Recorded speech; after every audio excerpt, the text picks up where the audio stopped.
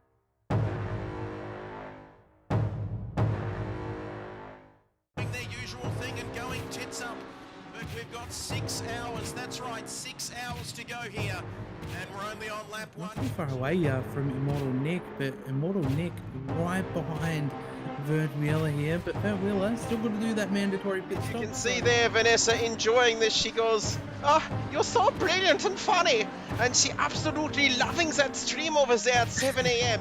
And please guy down there side by side with Random, and then it's Hoot Corp. Look at this down Kemmel Straight, Prince, as the team radio beeps are coming in, flying under the radar. Welcome to you, and it's so close. Is there going to be contact?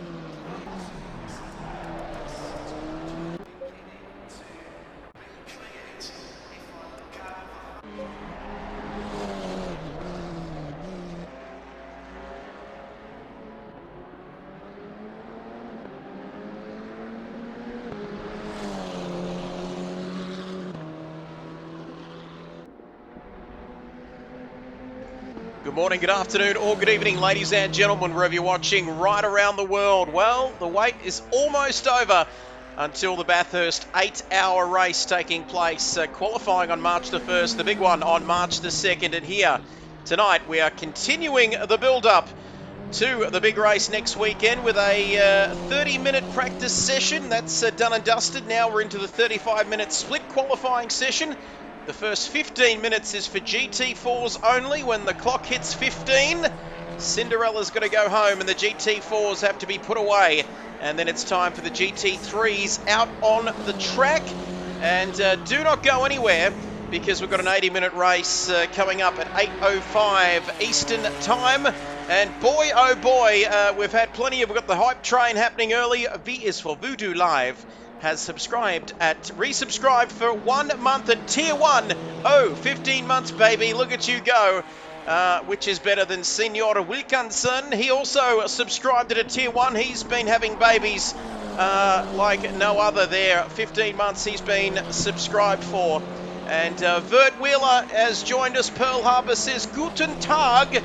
Guten Morgen to you too. Vert Wheeler has fixed his internet issues and he's ready to roll tonight. And Hainsey can't wait to crash on stream. Magic Lee 517. Bruce Lee has joined us, first time chatter.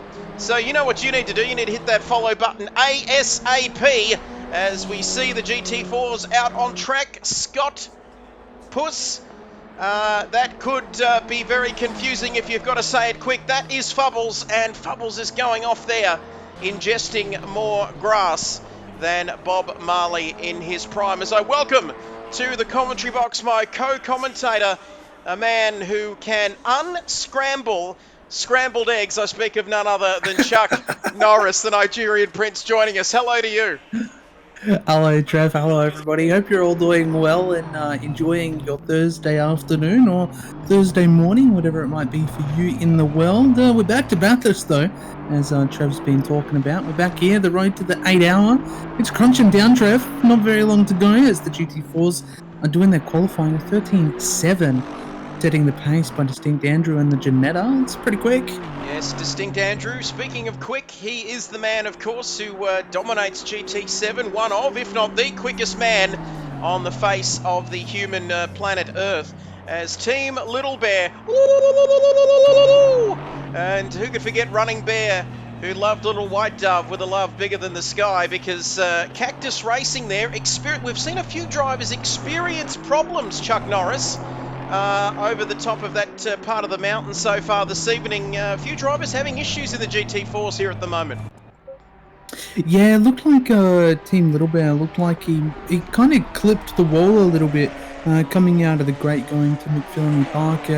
So that kind of, I feel like, maybe hurt his lap and unfortunately ran off the track there, as we see Distinct Andrew running a little bit too much curb and managing to find the cement barrier there. But looks like he's still pushing on, still going well, albeit a little bit of understeer, kicking into oversteer. But, you know, the Janetta looks like a tough car to drive, as most of the GT4s do.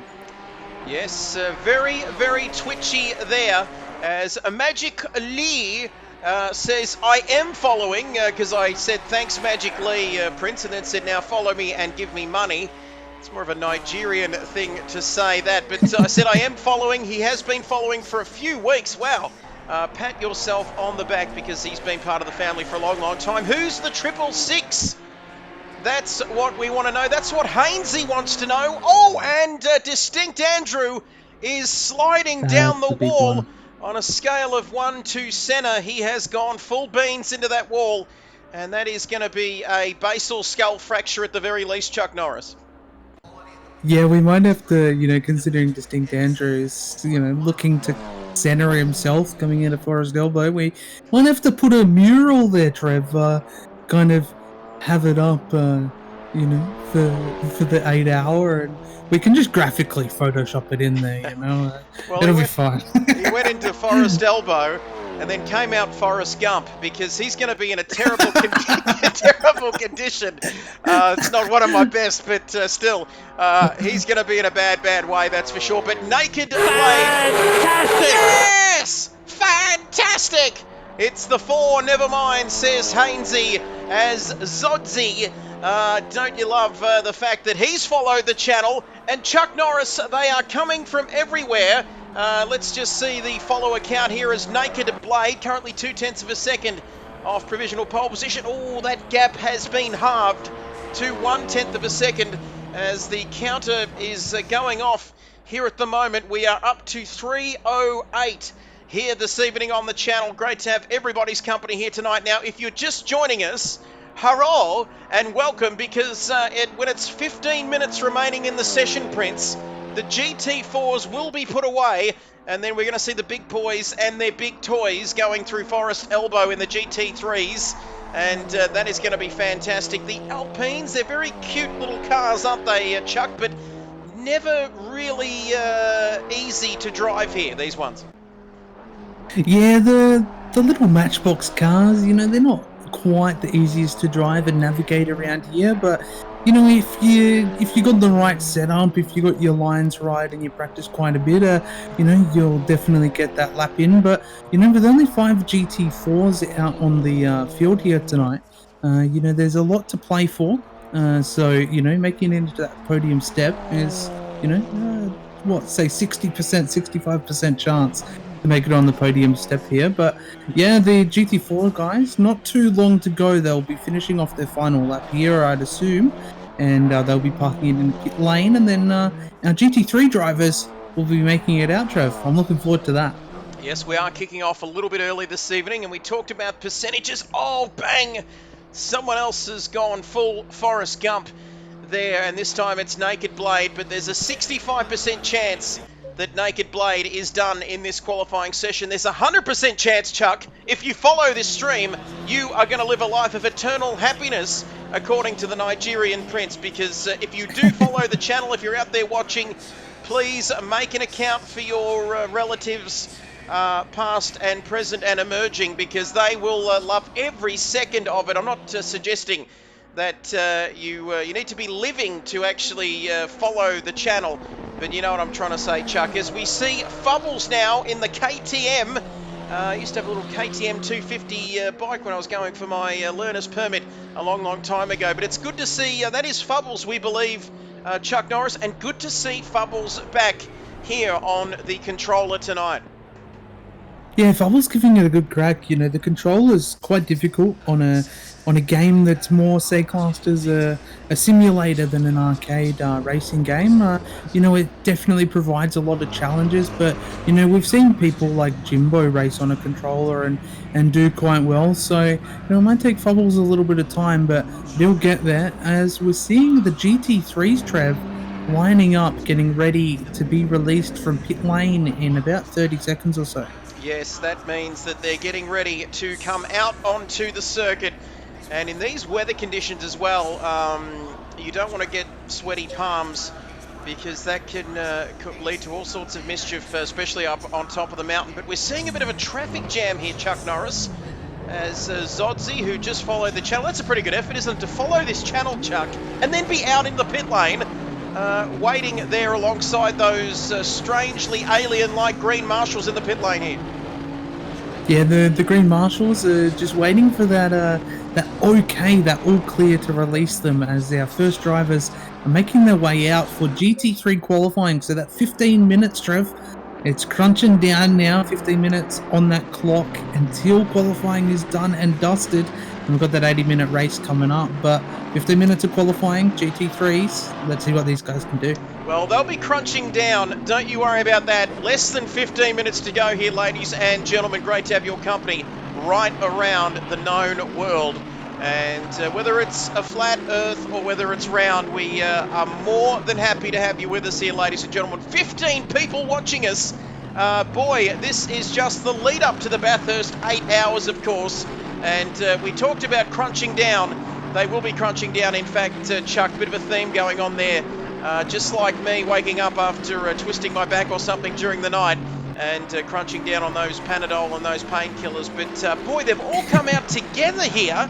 They're very bunched up, which is interesting, Chuck. They're going to be struggling to find space, like me in Aldi when you're trying to put your groceries through and you're just trying to find some space and jostling for position here, but they've all gone out together, which is very bizarre.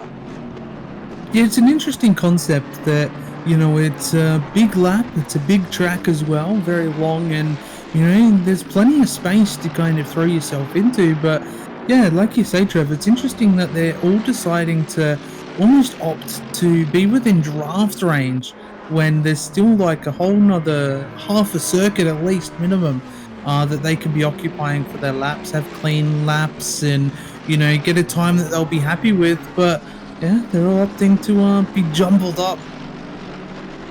Well, that voice you're hearing, ladies and gentlemen, is multiple KRL, multiple everything champion, Chuck Norris, a man who doesn't drive a car. The parts and chassis simply move around him. Yep, didn't think that'd work. It worked in rehearsal, didn't quite work when I tried to execute that one. But it is 31 degrees. It is 28 degrees out on the track. It's 26 degrees in this imaginary virtual Cybernet Terminator world here at Mount Panorama. And it's 31 degrees here in Benalla. If you know where that is, then that's all well and good. I won't hand out my address to you as Matt Simmons has joined us. Oh my goodness, I always get a bit nervous when the great man jumps in. He says, why is Simon in the pits? That is a very good question. Sidorg is in the pits for BCG1 here at the moment, and he's not moving anywhere fast, Chuck Norris.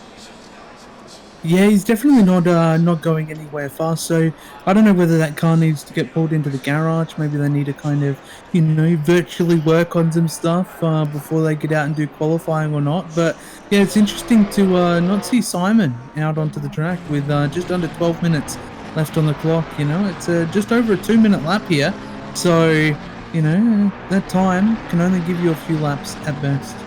Well, he's going to be in a race against time as the great man Matt Simmons joins us. 2015 GT Academy champion. Can you believe that these are the sort of people who are watching us here tonight, and I just get so nervous there. I mentioned it in the chat. I always like to be upfront about this sort of stuff, Chuck Norris. The great man saying, no need to be nervous, just do your thing. Deep breaths here, Chuck, as we watch Jason Wilkinson coming across the top of the mountain. Is he leading them across the top of the mountain? I think we've got Shakedown on Xbox, Not So Fast Ali. Yes, this name caused me a few issues last week, of course. Coming down to Murray's Corner and onto the start-finish straight. What time we're going to see here? He goes to the top with a 2:03.1. That is a very nice lap as the times are continuing to come in. Hainsey, the man who said, well, just watch me crash on stream, he's gone to the top of the timing sheets with a 2:02.332 for his very own lap of the gods here at the moment. Stoned Towel 7/10 further back, but Hainsey is setting the pace at the moment. That should come with a warning because that's how hot he is at the moment. But Wilco goes to the top across the line for Kings Racing with a 2:02.237. This man is even hotter. Yeah, so it's good to see the Kick Sauber Visa MasterCard entry of Mr. Wilkinson's Kings Racing McLaren number 19. Shopping Centre, fish and chips. Sorry. Yeah, you know, they're doing quite well, you know. They've got a long title to their team name. We might have to shorten that down a little bit. But, you know, 2:02.2 is very quick and under a tenth behind. You've got Hainsey. So, yeah, these times are definitely going to be crumbling in the next 10 minutes, Trev. They certainly are. They're going to be crumbling like a block of feta cheese being crumbled into my Greek salad, which I had earlier this evening. Let's hope that doesn't come back to haunt me. As the zest of one lemon. And Maxi Naked Blade, first time chatter, Chuck Norris here with us. He says, go Hainsey. And the great man, Matt Simmons, says, great lap, Hainsey. And now Wilco, evening fellas, evening to you, Maxi Naked Blade. Chuck Norris, you're almost close to being naked, for want of a better word, over there in Adelaide. It's very hot indeed. Pearl Harbor says, who is this Hainsey bloke? Was is los? And not sure where the German came from there, but less than 10 minutes to go in this session. I got nearly slipped up there, didn't I? Oh, nobody tell Mrs. B that I'm screaming on the microphone here in a 32-degree commentary box. But Hainsey now, he comes onto the start-finish straight now. Can he get the time he needs? He does, Chuck Norris.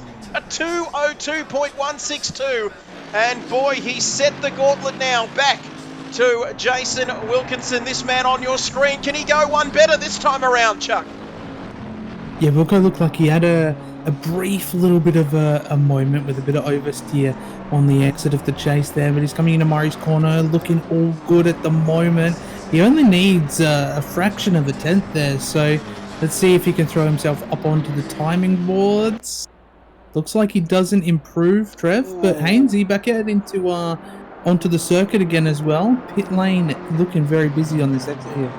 You can see there the run towards Griffin's Bend down Mountain Straight. Very busy indeed. Like we said, they're jostling for position. And big shout out to Maxi Naked Blade. And I think he has followed the channel. But if he hasn't, naughty. But we forgive you if you just hit that follow button here at the moment. Less than 8 minutes to go now. I see he has that effect on people, says the great Matty Simmons. And boy, we've got some big guns in the chat here, Chuck Norris. Not going to lie as we take a look at Hainsey again. Who is your pick for pole position, Chuck? I know you're not a betting man over there. You can slam revolving doors, of course, over there in Adelaide. But who's your tip for pole position here tonight? Oh, it's going to be a close one, I think. You know, the Porker's proven to be quite quick over the last few weeks that we've done these races. So is the McLaren, though. You know, other ones like the Mercedes and the Bentley as well. We've kind of seen them shining at the front, depending on how people go getting their laps in. You know, it's a tricky circuit, cement walls, all that kind of stuff. But I don't know. It's a hard one. I don't want to be biased, but I feel like Wilco might retain pole position here, but Hainsey, though, he's somebody that I haven't really seen too much of. You know, they're both in equal machinery, depending on the setup, obviously. As I say that, Zest 1 in the Merc goes to P1, but yeah, it's one of those interesting ones, though, Trev. You know, you've got the long legs of the Merc and the Bentley, or, you know, you've got the agility and the functions of the McLaren that kind of keep it nimble, or you know, you've got the scary, sketchy Porker that likes to just be on rails. So yeah, it's going to be a tough one to see who's going to be at the top of the end of this qualifying session, I think. It's going to be a tight one as Wilco goes back to the top of the timing sheets. 2:01.435. Oh my goodness, do not count out Jono, says Matthew Simmons, 2015 GT Academy champion. All-round good guy, and he needs his own movie. If not, we would also accept a Netflix series on Matthew Simmons. That's right, you're not kidding yourself. That is the Matthew Simmons from Gran Turismo. And Wilco has taken out the sandbags now, and he is back in the pits there, sitting on a 2:01.435. Sofa King, there's a name we haven't talked about, Chuck. He is right up in the business as well. Yeah, Sofa King coming out of the woodworks there, throwing the Aston nice and close there at the front. So yeah, like I was saying just a little bit ago, Trev, you know, you've got the speedy cars like the Merc and the Aston and stuff like that are just blisters down straights, and then you've got the other cars that are equally as good in their own merit over the top of the mountain instead. So it's going to be this tick for tack of who's going to get it, but a 1.4 is very, very quick, and you know, it's going to take a good lap, maybe a little bit of toe to get somebody else up there. But as we see, Trev, we saw at the start of the qualifying for GT3s here, they're nice and jumbled. You know, they're all kind of coming out of Forest Elbow here, not too much of a gap. I mean, most of them just came out of pit lane, but you know, they're all still opting to be jumbled up here for the final 5 minutes. Well, we are in for quite a treat, ladies and gentlemen. Do not go anywhere. I say it each and every week about half a dozen times, and I might have had half a dozen Scotch and Cokes here this evening, but this is one quality qualifying session, and these drivers, we've seen the GT4s come out to play. Oh, Jackery, that is not good, and he's gone to check into the to that motel. What's the name of that motel there? It's not the Grand Hyatt, is it? It's the Hilton or something up there on the mountain.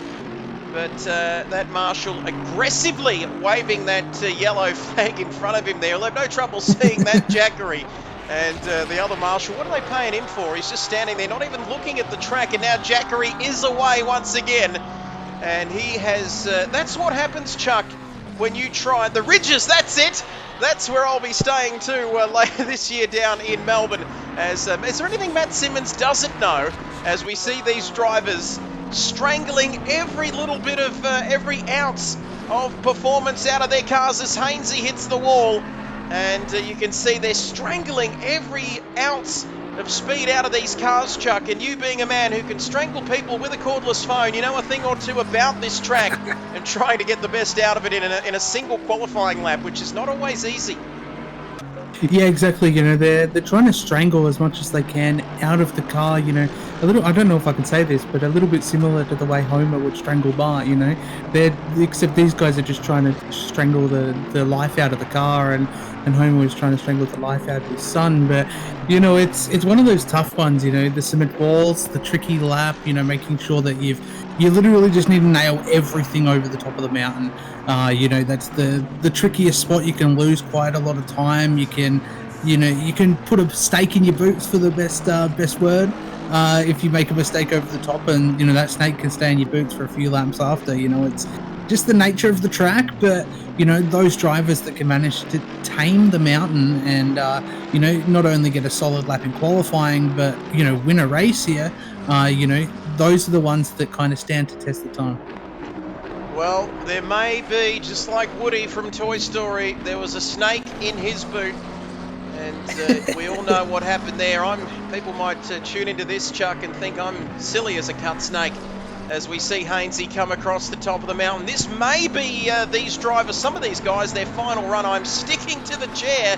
It's absolutely stinking hot. Oh, Hainsey, bang, bam, and crash into the wall, and that's going to leave him feeling very worse for wear, and the car's not going to be that flash either, Chuck Norris, because let me tell you, with less than 2 minutes to go, is he going to be able to go around again?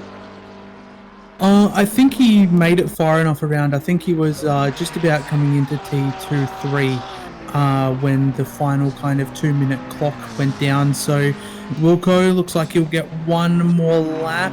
There's a couple of people actually coming through Forest Elbow that might be lucky to get one more lap as well. But yeah, the time's crunching, and you know, you don't want to be hitting them walls, because you know, the simplest of taps on the walls here, for those that might not know, can be anywhere from a few seconds to, you know, 15 seconds of damage, just, you know, quote, light damage from the in-game spotter. So, you know, not only that, but you can invalidate your lap pretty quick. So, drivers definitely not wanting to do that. As Wilco meets the New South Wales sign, and he goes, you know what, that's going to be me.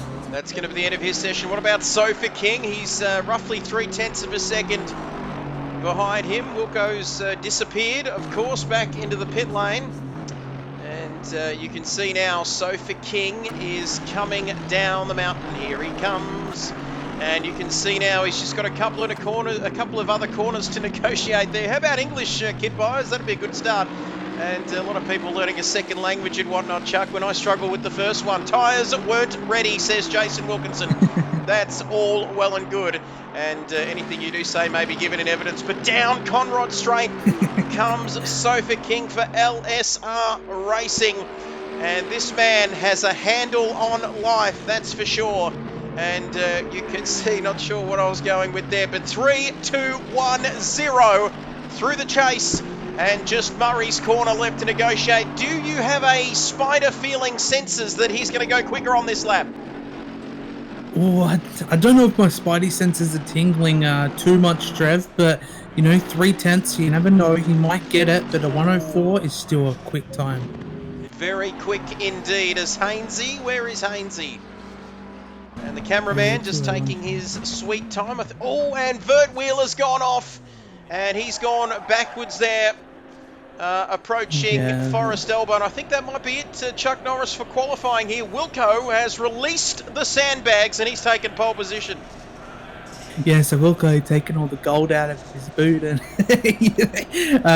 but no, it looked like just a little bit back there, Trev. It looked like Hainsey kind of got a little bit spooked after the other driver made the mistake going down Skyline into the S's, and you know, had to take evasive action, and unfortunately invalidated their lap, which ended qualifying prematurely. But yeah, the 2014, very, very quick pace, Trev. So And we don't have much longer, and this race is going to get underway. 80 minutes on the clock is. I'll just quickly ramble on a little bit longer, Trev. As you can see, for those that might not know, we're running BOP. There's ballast, for those that might not know. You can either have plus kilos or minus kilos on the car.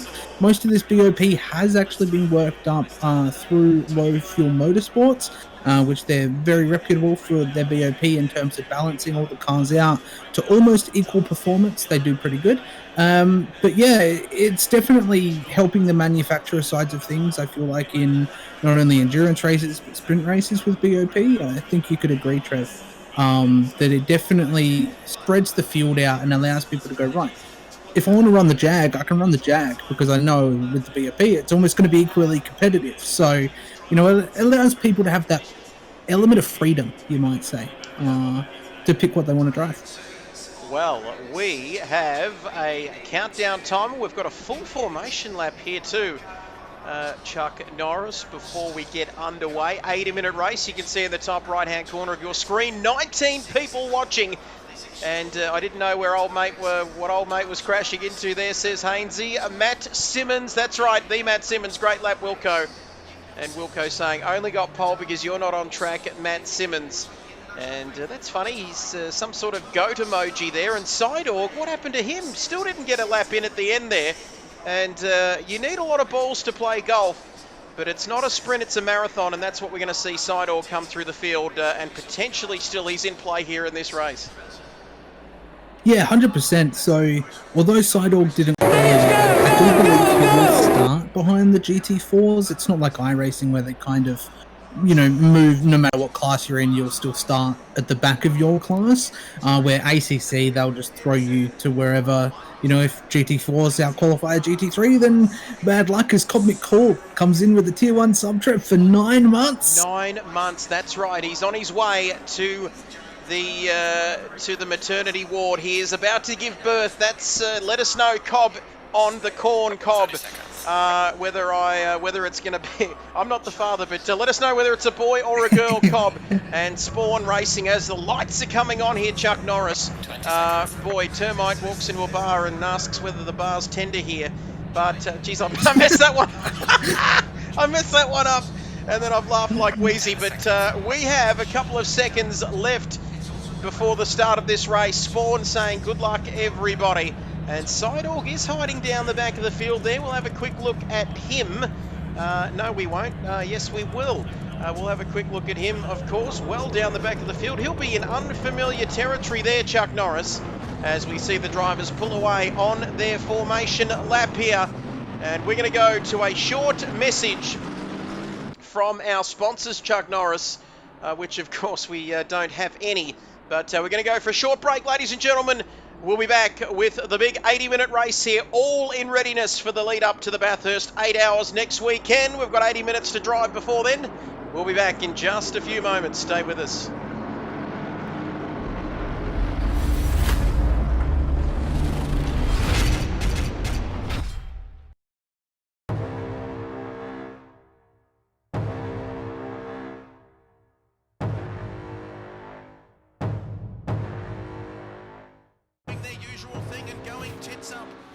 We've got 6 hours, that's right, 6 hours to go here, and we're only on lap 1. Not too far away from Immortal Nick, but Immortal Nick right behind Vert Wheeler here, but Vert Wheeler still got to do that mandatory pit stop. You can see there Vanessa enjoying this. She goes, "Oh, you're so brilliant and funny," and she absolutely loving that stream over there at 7 a.m. And this guy down there side by side with Random, and then it's Hoot Corp. Look at this down Kemmel Straight, Prince, as the team radio beeps are coming in, flying under the radar. Welcome to you, and it's so close. Is there going to be contact?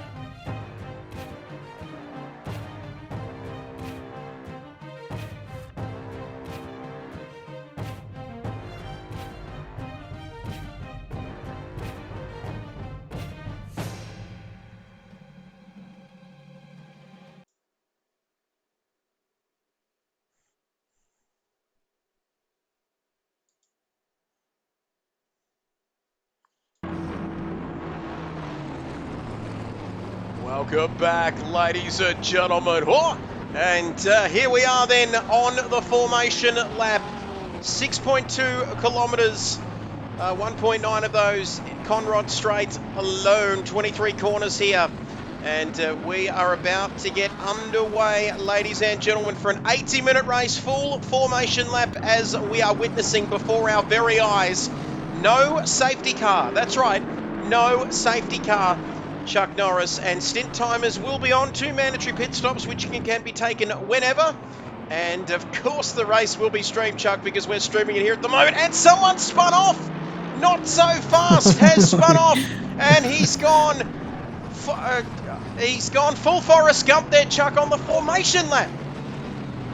Yeah, it's definitely an interesting one. I don't think I've seen many people kind of do that little bit of a blunder, but maybe you just wanted to turn around and just have a quick double check of the prices of that house that was for sale there, Trev, because, you know, I'd assume it'd have gone for a bit of a high price there, maybe $1 million or so. So maybe you just wanted to kind of look back and have that second quick look and go, did I see that right? Well, can he get back to his position? That's the interesting part. I think he has.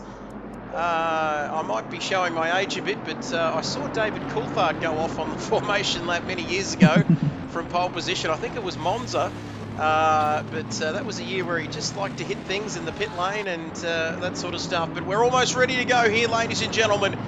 Do not piss down my back and tell me it's raining, Chuck Norris, because this is the sort of excitement we've got here, ladies and gentlemen.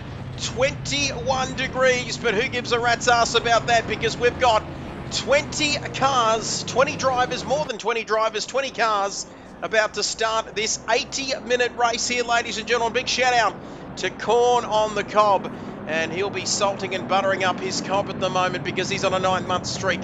And it's an absolute pleasure to bring this to you on a Thursday night. But it's going to be Sofa King and Jason Wilkinson, our pole position man, leading us away in the next 80 minutes of racing action here at Bathurst. We haven't had enough races at Bathurst, so what's one more, Chuck Norris? Let's go!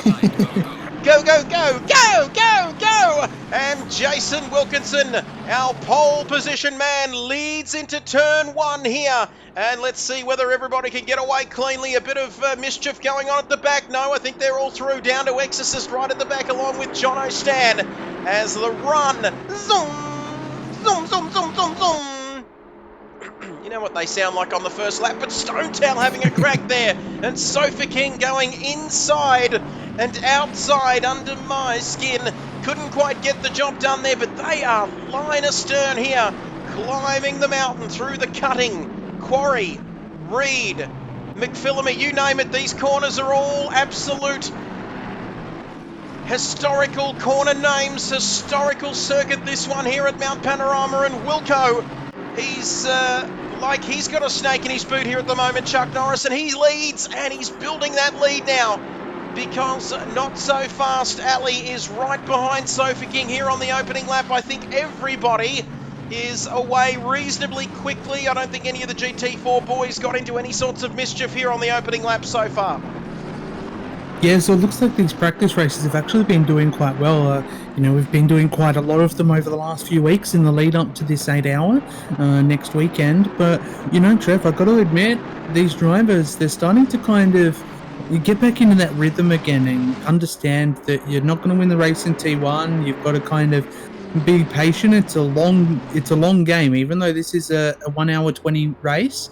It's the 8-hour race. It's a long one, and you're not going to win it in T1, but you will lose it in T1. Yes. So it's good to see these drivers are kind of pacing themselves out, keeping it clean, and keeping these battles nice and close early on. Wilco there, copping a little bit of grass through the chase, if you don't mind. He's going to be under pressure here now from Sofa King and Mr. Xbox himself. We've got a couple of Xbox boys in Zodzi as well, but boy, that's really put Wilco on the back foot here as we complete lap 1. Now Sofa King down the inside. Is Wilco going to fight this one? No! He just let that move happen, but I think he's lining up a pass here, Chuck Norris, as we head down Mountain Straight here on lap 2. Yeah, so unfortunately the McLaren kind of struggles, say, compared to the Merc and the BMW and such, as you see the BMW getting a nice tow up Mountain Straight here, going into T2. Still files down a single file, but looks like Wilco's just sacrificing a position or two now, but he'll hopefully be trying to gain them back a little bit later.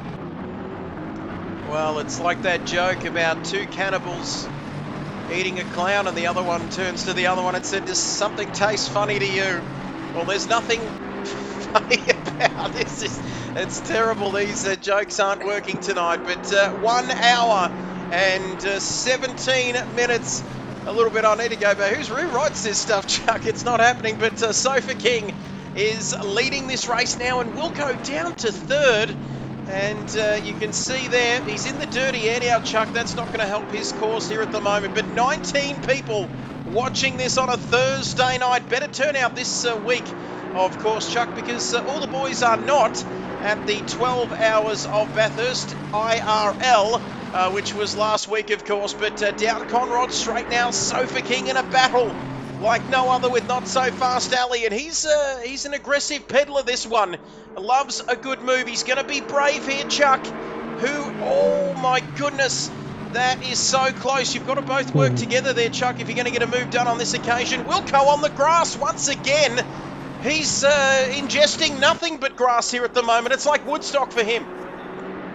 Yeah, he's been going very deep there at the end of Conrod, so it's interesting. I don't know whether he's kind of struggling to adapt to a little bit of draft with maybe some changes they've done to the McLaren, or I'm not quite sure. But yeah, some interesting moves down there going into the chase at the end of Conrod with Sofa King. Almost he full tank slapped it onto that curb.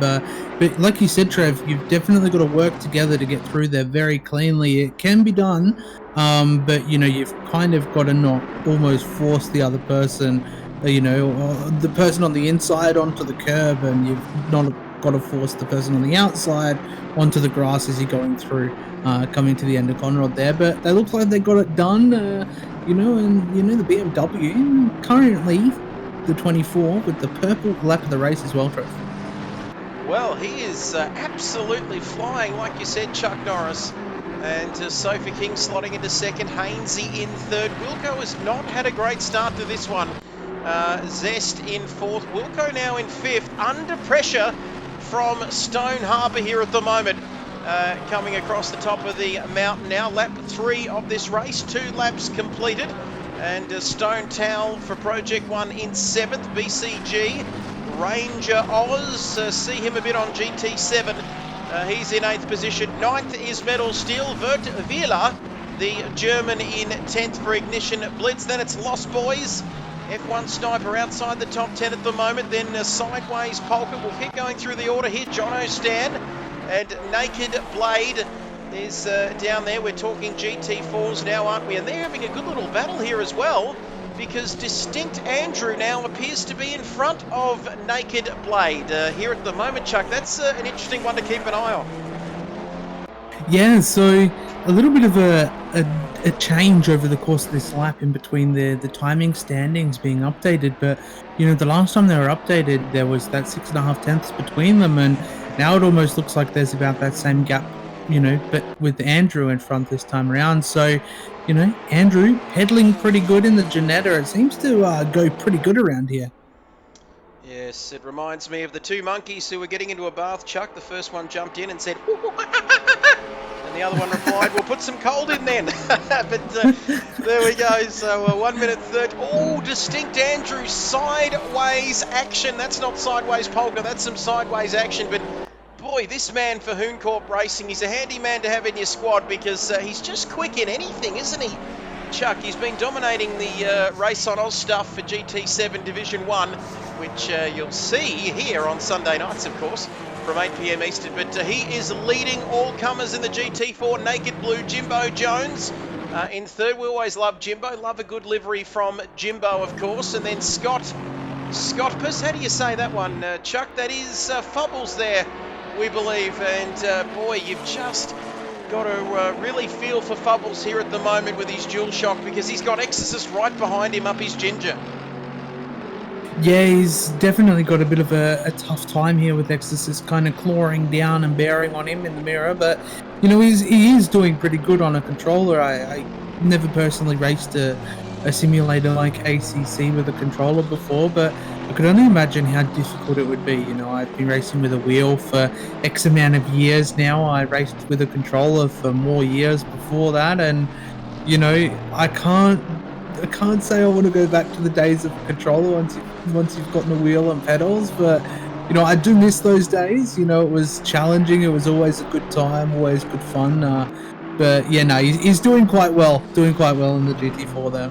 He certainly is, and that's of course that's the question there. And you can see he looked to have a bit of a moment there, but he's keeping well and truly in front of Exosism. And Zodzi in the pits, it's saying he's 2 laps down. He might have got some damage or something. And Carpet Snake is right behind Jimbo, but I don't think this is for position here, Chuck, because Carpet Snake has rolled out his snake, but he's well down the field, running last here at the moment. We might have lost somebody as well, I think. I think we started with 20 odd, and now we're down to 19. But what is happening at the front? We'll get back to the front in terms of the GT3s, of course. This is a multi-class race. And not so fast. Boy, these PlayStation boys aren't going to be feeling too good about this, Chuck, because it's an Xbox man for Shakedown Xbox with the famous Shakedown colours leading this one. Yeah, it's actually quite interesting. So I do love how the Kunos have kind of sat back many months ago and were like, you know what, crossplay, let's do it.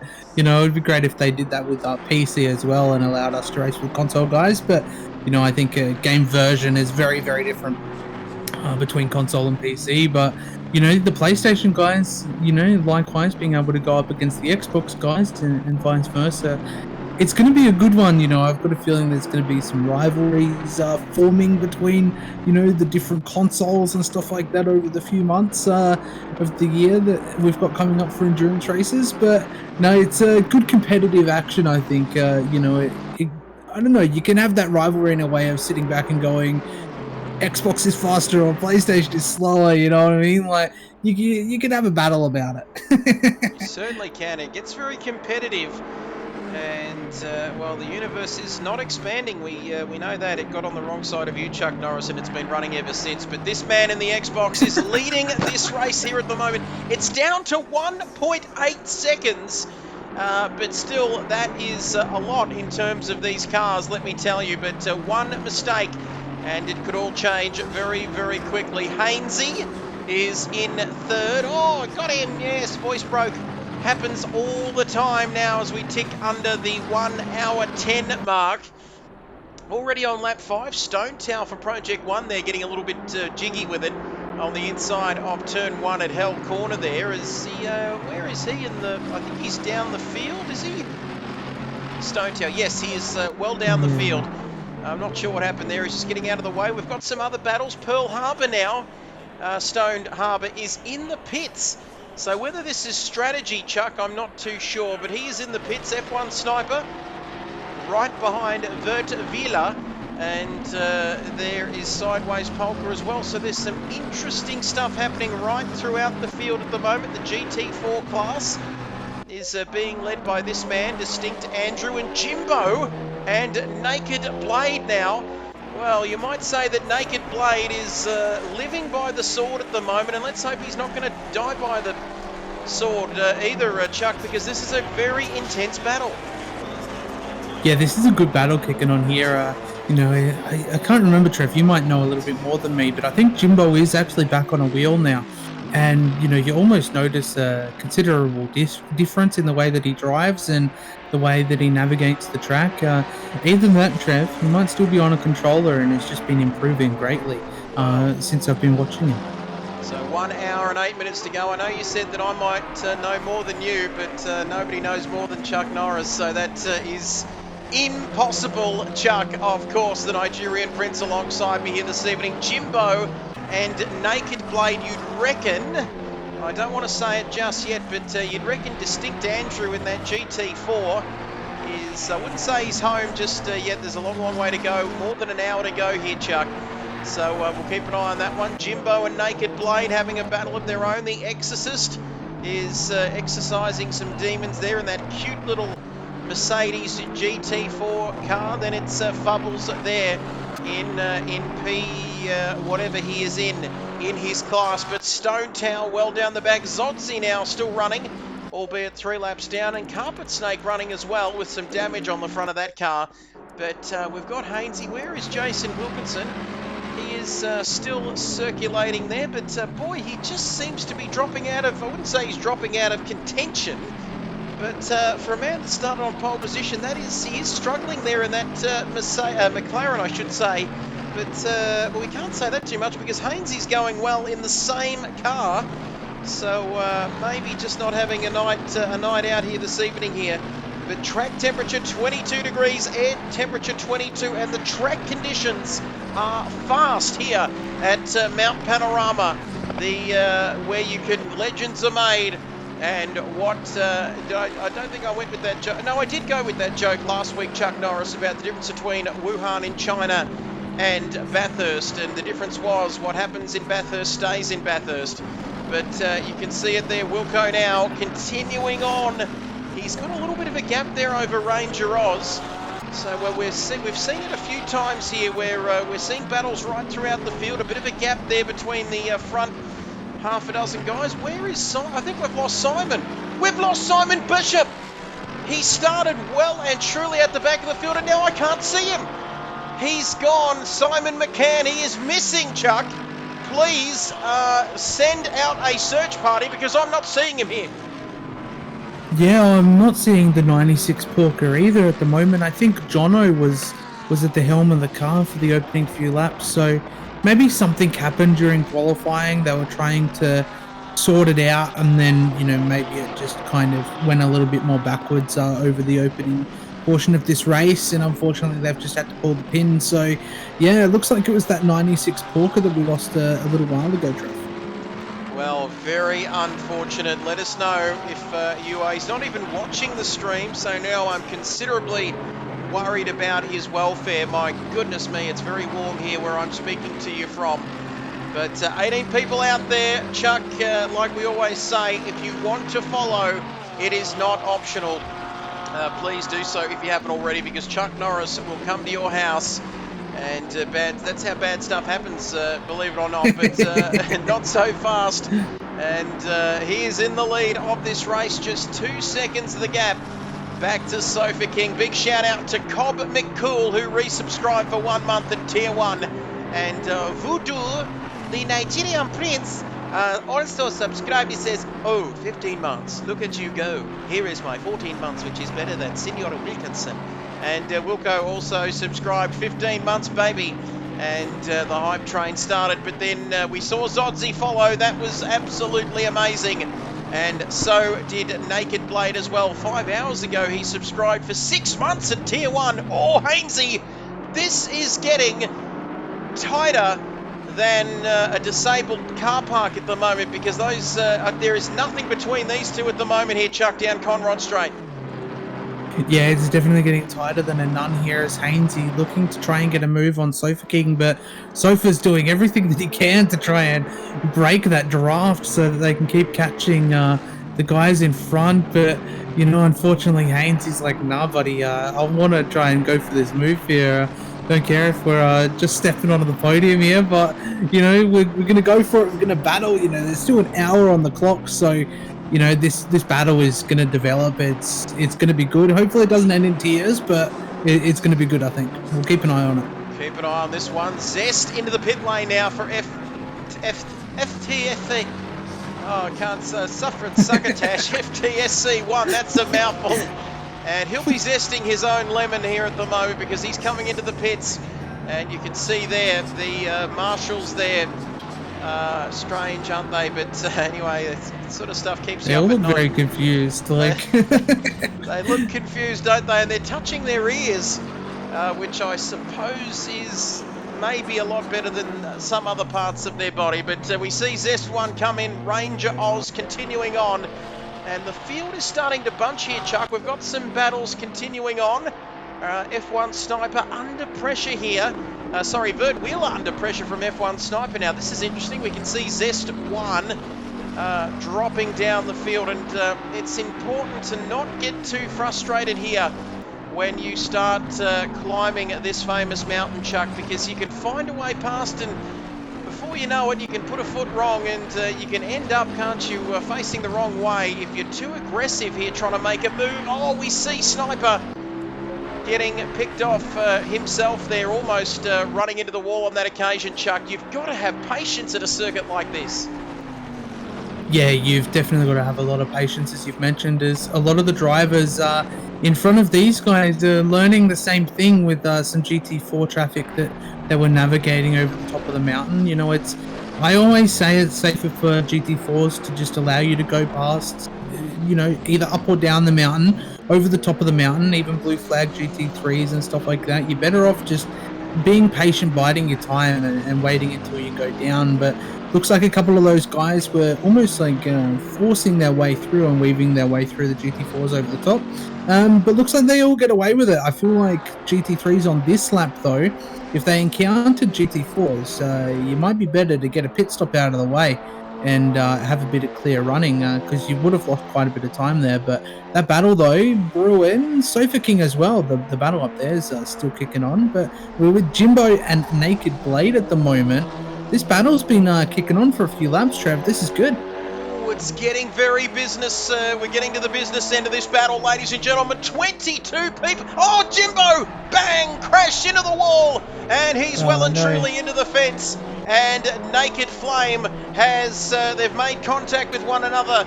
And Jimbo is out. And he must have done some real damage there to that GT4 Alpine car, because he's back into the pit lane. And what a shame, as Naked Blade continues on. And Jimbo just went a little bit too deep there on that occasion. He went Titanic deep.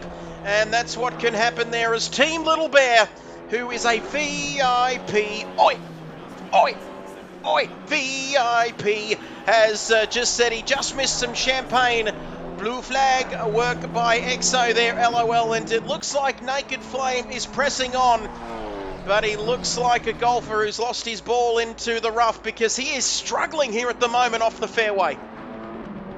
Yeah, he's definitely struggling a little bit. I'm wondering whether that incident with Jimbo back there, maybe they kind of came together a little bit, because there is damage down the right-hand side of Naked Blade's car. So, yeah, it's an interesting one. It's kind of a scary corner to try and go too wide through, but you know, sometimes you can make it work and other times it just doesn't work. So Jimbo, unfortunately, kind of bent his steering a little bit, copped a little bit too much damage, and it was just easy to teleport back to pit lane. And, you know, Naked Blade managed to fortunately walk away with it almost unscathed. I do feel like he's got damage down the right-hand side of that car, but we'll see how that goes when he comes to the pit lane.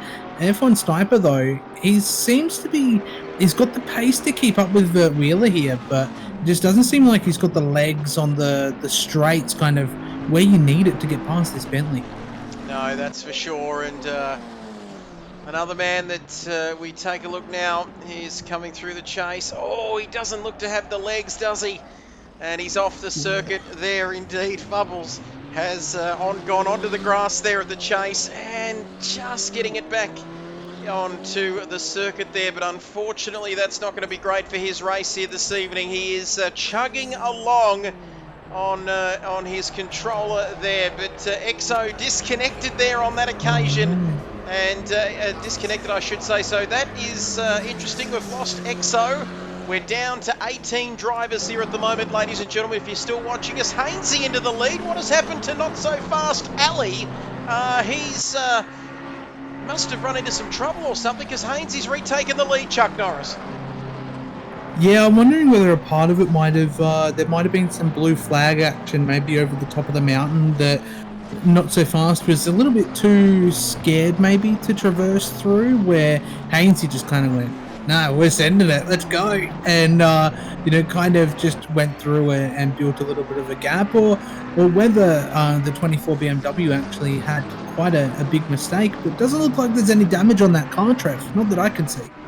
No, it looks like it is fairly unscathed, and you can see there It's one thing to kill your imaginary friends. It's another thing to acknowledge them, because you can see the gap is only 2 seconds here at the moment now. So still plenty to play for. And if you've got any clue what I've been talking about in the last half an hour, you're a stronger man than me, or woman, or whatever you identify as. But this man, we haven't talked about him much since the start of this race, Jason Wilkinson, a man who does not like to come second, not on the racetrack anyway, Chuck Norris. We haven't spoken about him much here. He's slotting into third. Is he just biding his time at the moment, waiting for the perfect opportunity to strike? Wow! Like some sort of bear or something in the woods. Yeah, I'm not quite sure. So obviously we know there's 2 mandatory pit stops during this race, it being an 80-minute race. So I got a feeling it's hard to kind of decipher, because there's going to be people that are running full fuel, just kind of see what it's like over the course of a stint. Pardon me. No matter like whether they're doing a driver swap or not, they're going to run full fuel, just kind of get an idea of how the car handles and stuff like that. There's also going to be other people that know the benefit of cutting fuel, knowing if you've got to take tyres on your stop as a mandatory requirement. You can take like as little fuel as you want, and you can always split the race up into 3 segments worth of fuel and come in each time you come for tyres. You take fuel at the same time. So yeah, I think there's going to be a couple of different balances here, but it does look like the 24 BMW had quite a big moment there, and Wilco is straight on the back of him, Trev. He certainly is. He's all over the back of him through Forest Elbow as we welcome Beaky. And the great man Beaky is tuning in, the great man himself. He's got his popcorn and he's ready to watch his man Jason Wilkinson make a move here. Distinct Andrew, he's quick, but he's not quick enough in that GT4, is he, against the GT3 class here this evening?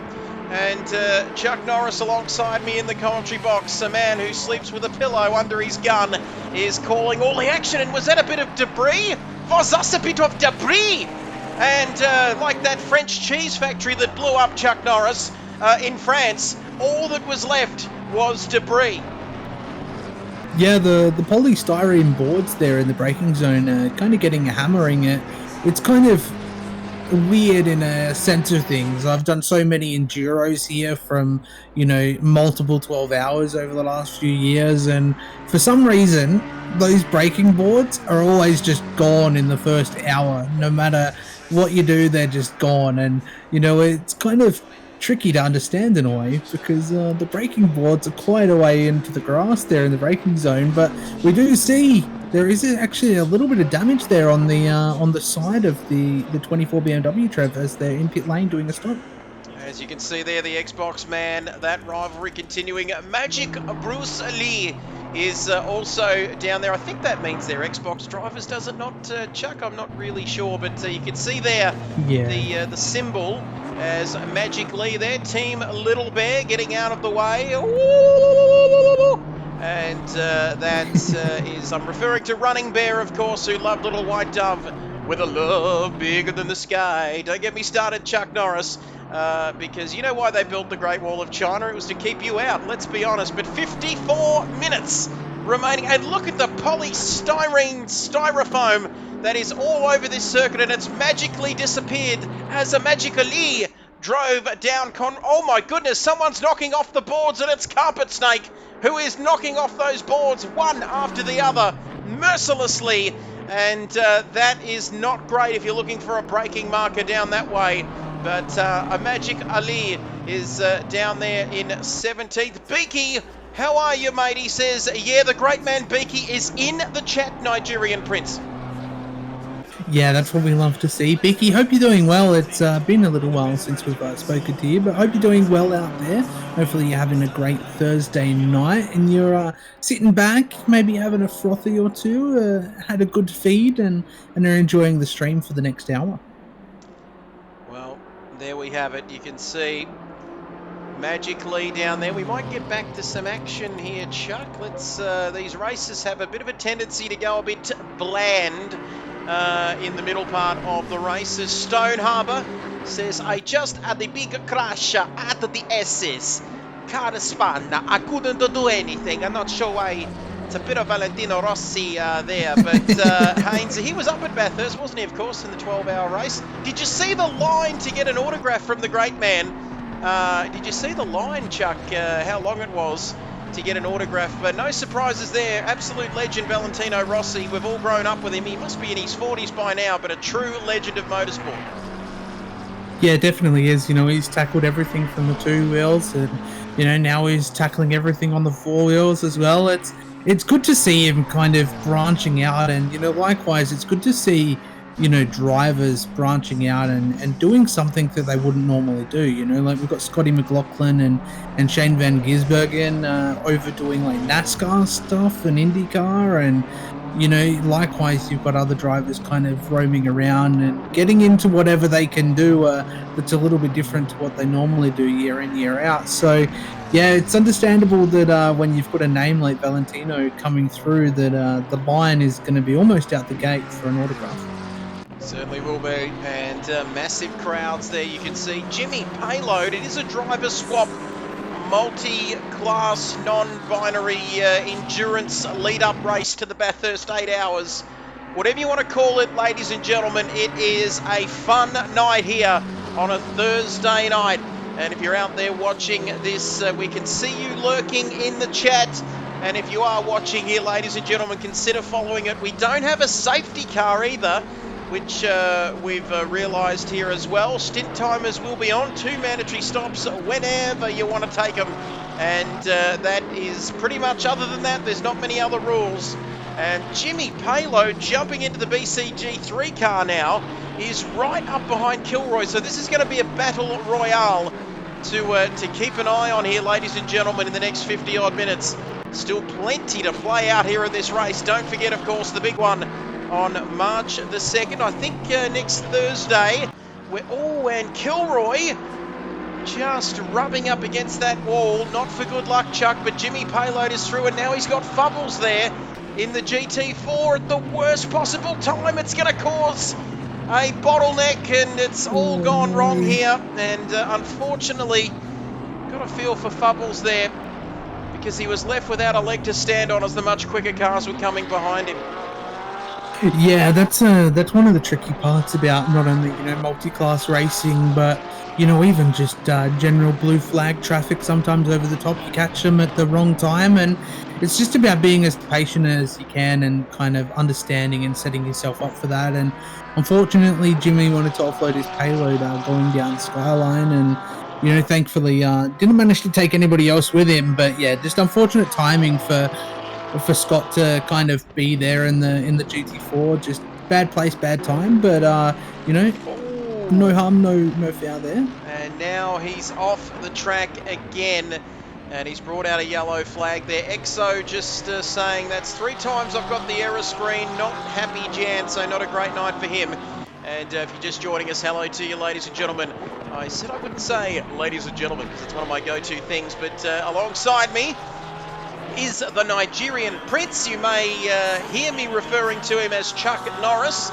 And this is a man, let me tell you, on his PC, he can delete his recycling bin on his PC. That's how good he is, let me tell you. But let's just recap here, Chuck, because there's not an awful... there's still a bit going on, but the leader is in the pits now.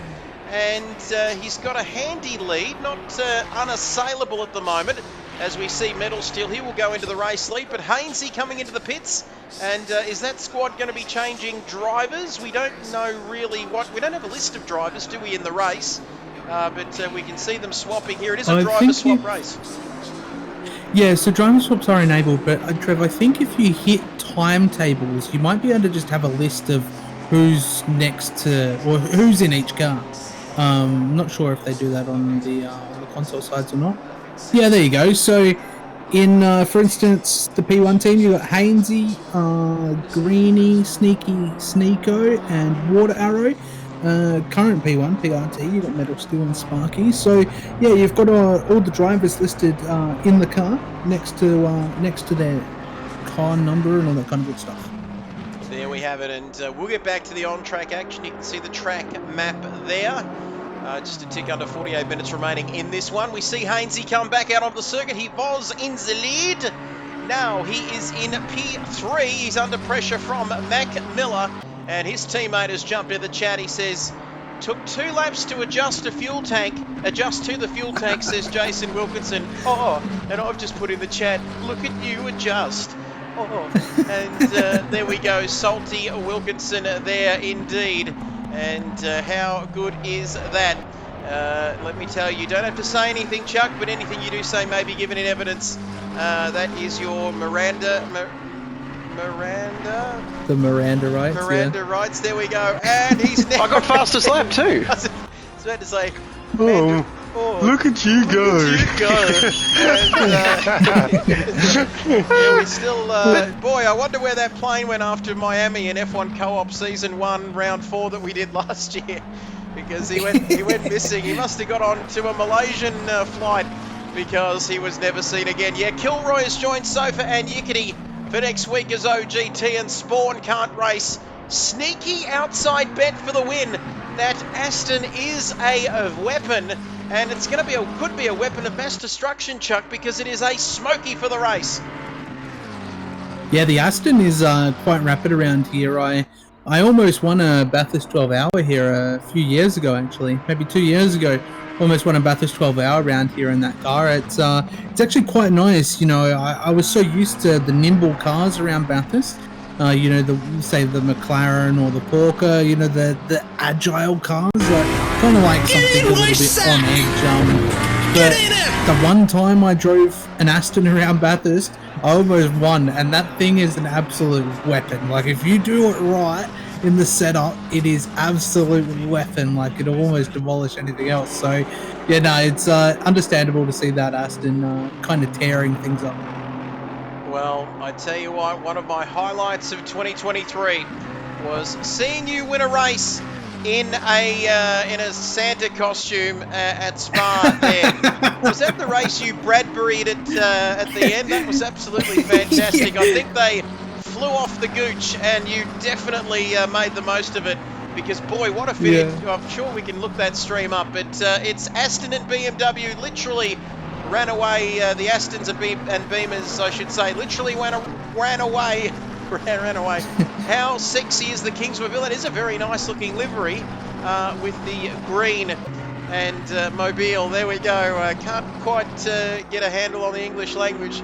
We talked about the Miranda rights, but I'm speaking Mandarin, you'd think, at the moment, because all Mac Miller and Team Little Bear. Boy, these GT4 cars, they just get them at the wrong time, Chuck. It's a disaster, absolute disaster at the moment. And if they get them at the wrong time of the lap, we might have a look through. Willstar, there's a man who has not had his name. We haven't talked about him much tonight, but he's sitting pretty down there outside the top 10. And you can see they're just fixing it's like one big practice, one big testing session, Chuck. They're just trying to dial these cars in, aren't they, for the big one next weekend. Willstar, he's a quality performer, and I'm sure we're going to see him amongst the action too when the business gets to the business end.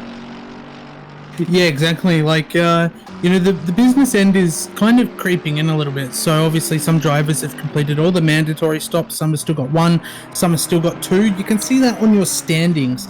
On the left-hand side, next to the car number and the manufacturer, you've got a little yellow bar. It's either got a 1, a 2, or it's green. If it's green, it means they've completed, and if there's a 1 or a 2, that means that's how many mandatory stops they've still got to complete. But yeah, it's creeping in there, Trev. 43 minutes, final 44 minutes now, and we've got Vert Wheeler in the Bentley in pit lane, maybe doing a driver swap. We're not quite sure yet.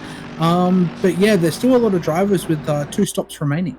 Yes, still a lot to play out here. We might go to where these battles are, as Vert Wheeler for Ignition Blitz is in the pits. Mac and Hainsey having a good little battle here, as Chuck Norris jumping in the chat there. Thank you, Chuck. The King's Visa MasterCard Cash App double-ended cheeseburger racing team going superbly well tonight. And who knows if you get to Adelaide. It's very warm over there at the moment, and a distinct lack of clothes. Anything could happen It's the heat, Chuck, isn't it? It's not doing us any favours psychologically.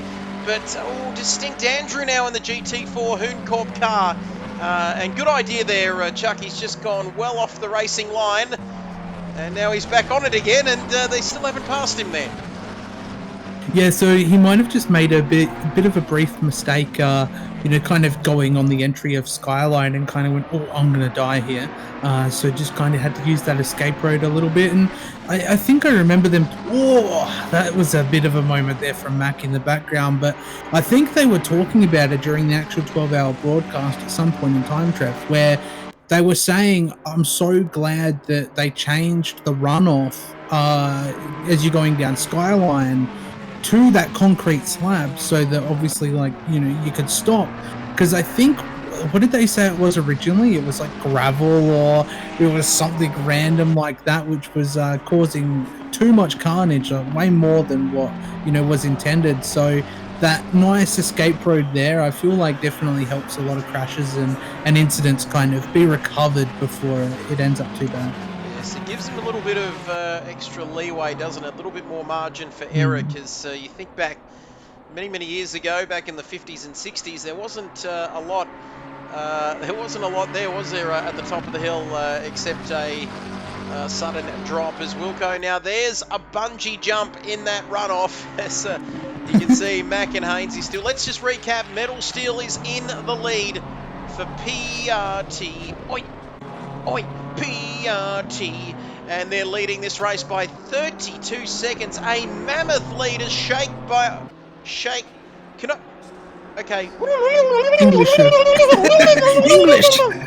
I'm just going to rewind and start again. And for anyone out there younger than about 28, that's a VHS player and the sound it used to make when you'd rewind your videos. But Shakedown back into second position.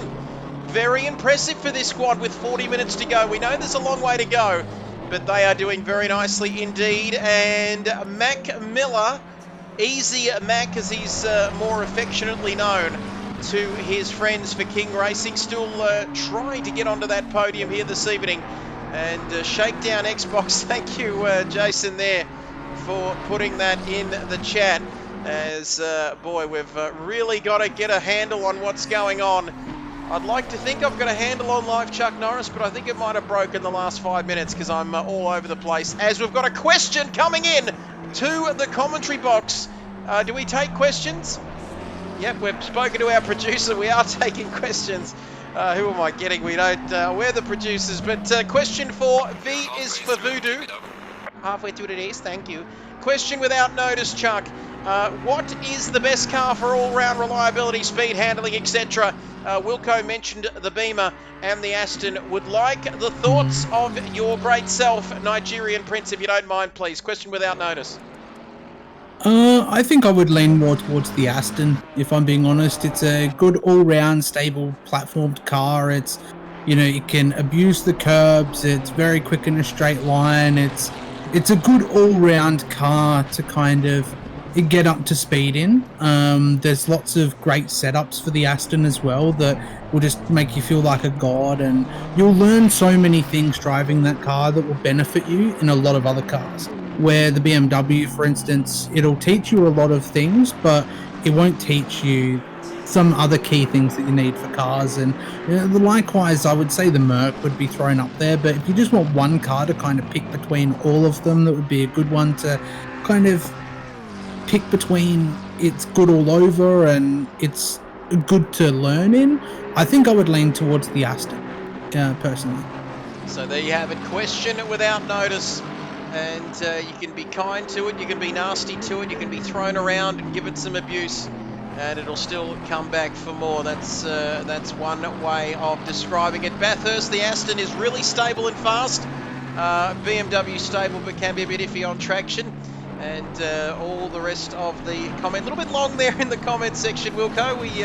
We'll send that out to Penguin for publishing, but Trev could jump on board. We could jump on board and watch a lap with Kilroy, short and sharp and sweet. But we might jump on board this Kilroy, and this is the man who we're going to jump on board with here at the moment.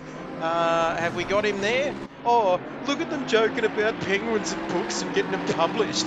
And, salty, salty. Oh, no, there it is. I thought that was a salt shaker, but it's a penguin. And that was meant to be a penguin.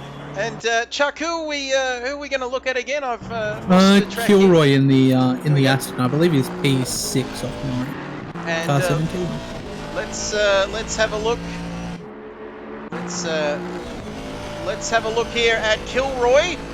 260. We might do a speed comparison.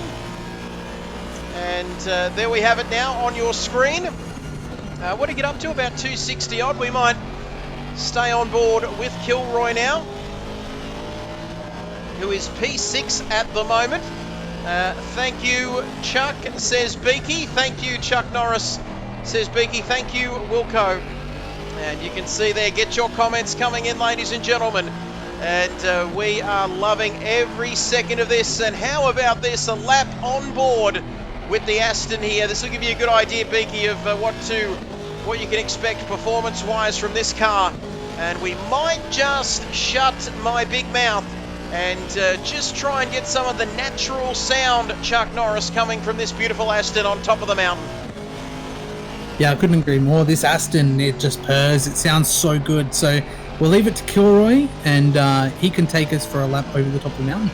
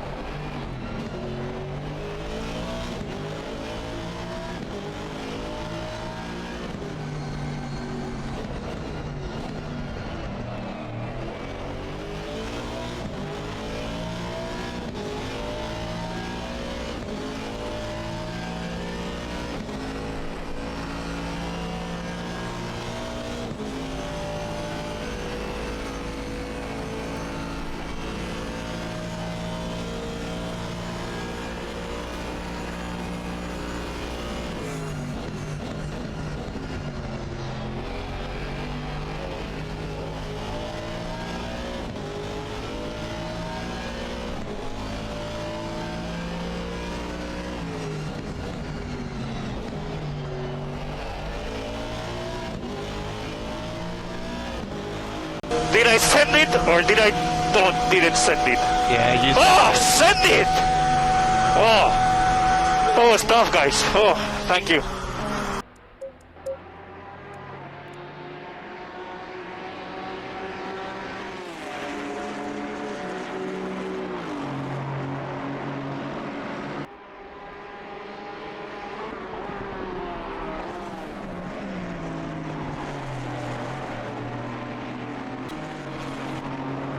Might even turn my microphone back on. There we go, ladies and gentlemen. Welcome back. And that was a lap with Kilroy. And go on board with the BMW, please. I spent 500 coins. Who's running this show here, Chuck Norris? He's bloody. I only see 500 coins for Did I Send It? I don't see a 500 coins for a ride on board with Kilroy there, Wilco. Oh, team radio. And that was Carlos Sainz in his Ferrari. And I got fastest lap too. Oh, look at you go. So we're going to ride on board with the car number. I swear to God, someone's cooking garlic bread or something. I can smell something that smells a lot like garlic bread here in Nigeria. I swear to God, if that's next door, there's going to be some words exchanged across the fence next door. But to Kilroy there, we were going to jump on with car number 24, which is Not So Fast Ali, the Xbox man. We might jump on board with him. We won't leave you ever again, I can assure you. We went for cigarettes and milk, and we did not come back At least I didn't, but we've still got 15 people watching us. But this man is our, not our, no, that's Kilroy, and we'll get to the number, Jesus Christ. We'll get to him in a second, but we are looking for car number 24. And here we go. That was a battle happening there. Car number 24 on board with this man. And here's an opportunity to see how the BMW does its thing over the top of the mountain, as Chuck Norris says. I would say all tracks, to be honest, feels great everywhere. Might not be the OP, the overpowered car, but is a great car all round. All tracks to get up to speed and learn a few things along the way. And the great Beaky says thank you. But now let's have a look at the top speed here, Chuck. What are we expecting for this Beamer down the straight? 270? Can it get to 280 here? It's going to be a little bit interesting. I think, oh, Jesus.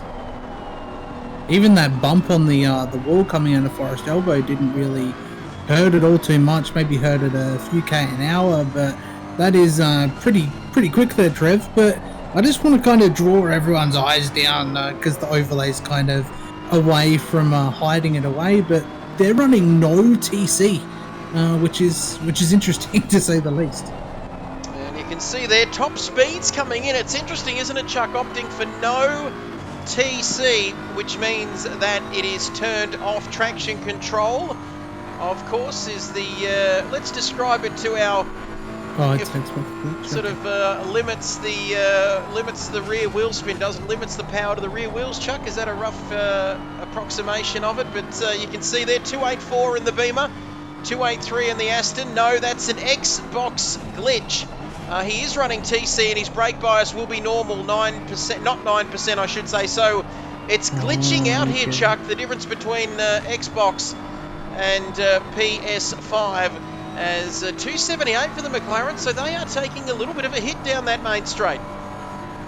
Yeah, very big hit. You know, it's just kind of the part and parcel with the certain car that you decide to drive. Like, you know, if you really want to get nitpicky, like there's a lot of cars that you can just take the OP car at each week, each track, and just kind of have winning pace and be competitive, or you know, you can be that kind of person that decides to take that alternative path and goes, you know what, I'm just going to take a car that's a little bit slower, just feels good for me, but I can still punch in those same laps. So yeah, it's interesting the McLaren is quite slow. I think the last Bathurst 12 hour I did on ACC was in a Merc, and that thing was pretty quick. I think we were pretty much top speed, like we almost ran no wing and stuff like that, but now top speed was pretty comparable, almost quicker than say the BMW's top speed here. And there we have it. Well, where are we at in this race now with just a tick under half an hour remaining? The clouds are starting to gather. I don't think we're going to get any weather. You can see there, that's our race leader with a 201. 0.802. I beg your pardon there, as you go on board with Mac and Cheese, and you'll see the speed comparison there. We might jump on board with Mac. There's not a lot happening. There's Jimmy's payload. And where is Jason Wilkinson's car at? Thank you, Chuck. P3 at Beaky. And we're going to see Top go 30 for Jono as well. So it looks like Jono and Simon are back, but they've got to stop go 30. Well, that is a kind of hunting everything down. Turn up for the books there as Jono now. I think they might have been serving that stop go 30. And where is Mac Miller? There he is, Mac and Cheese. Easy Mac. Now we're going to get an idea of the McLaren. Thank you, says Beaky. Thanks, mate. Thought he pulled over and was waiting for the lube mobile. And wow, that joke is pretty penetrating stuff, but sexy livery there. We'll go. We know what you're going with. You wouldn't even need it, would you? It's that hot and sweaty here here. Not only here, but in South Australia as well. But you can see coming down the mountain here on board with Mac and Cheese. They're in P3 at the moment. Not a bad effort. He is sending it for the stream. He's giving plenty of airtime to the livery and the sponsors, and that stop-go penalty now has been cleared, Chuck, for the 96 car, as we can see. A WD-40 is always good for penetration. Well, let's just see how this... Speaking of penetration, let's see. Mrs. B's going to be thinking, what on earth's going on in there? Let's see how this McLaren can penetrate the air here, Chuck, with its top speed. Yeah, this is going to be an interesting one. So it looked like he kind of compromised a little bit of a run through Forest Elbow coming down on Conrod here, but 279 looks like it was the max there. So yeah, definitely a couple of K an hour down on the top speed. I feel like if you nailed Forest Elbow, I feel like you'd probably get 280, 281, only an extra few K an hour. But then again, a lot of that extra top speed you can get out of the McLaren is definitely down to the way that you've done the car set up aerodynamically. But you know, the last thing you want to do is set up a sketchy car that's just quick, you know, just because you want to almost compete with the faster cars. But you know, if you've just got a fast, stable car that can do the same lap times and consistently, then you know, you'll more than likely find yourself out the front, rather than those that take a scary setup where their lap times are going to be all over the place.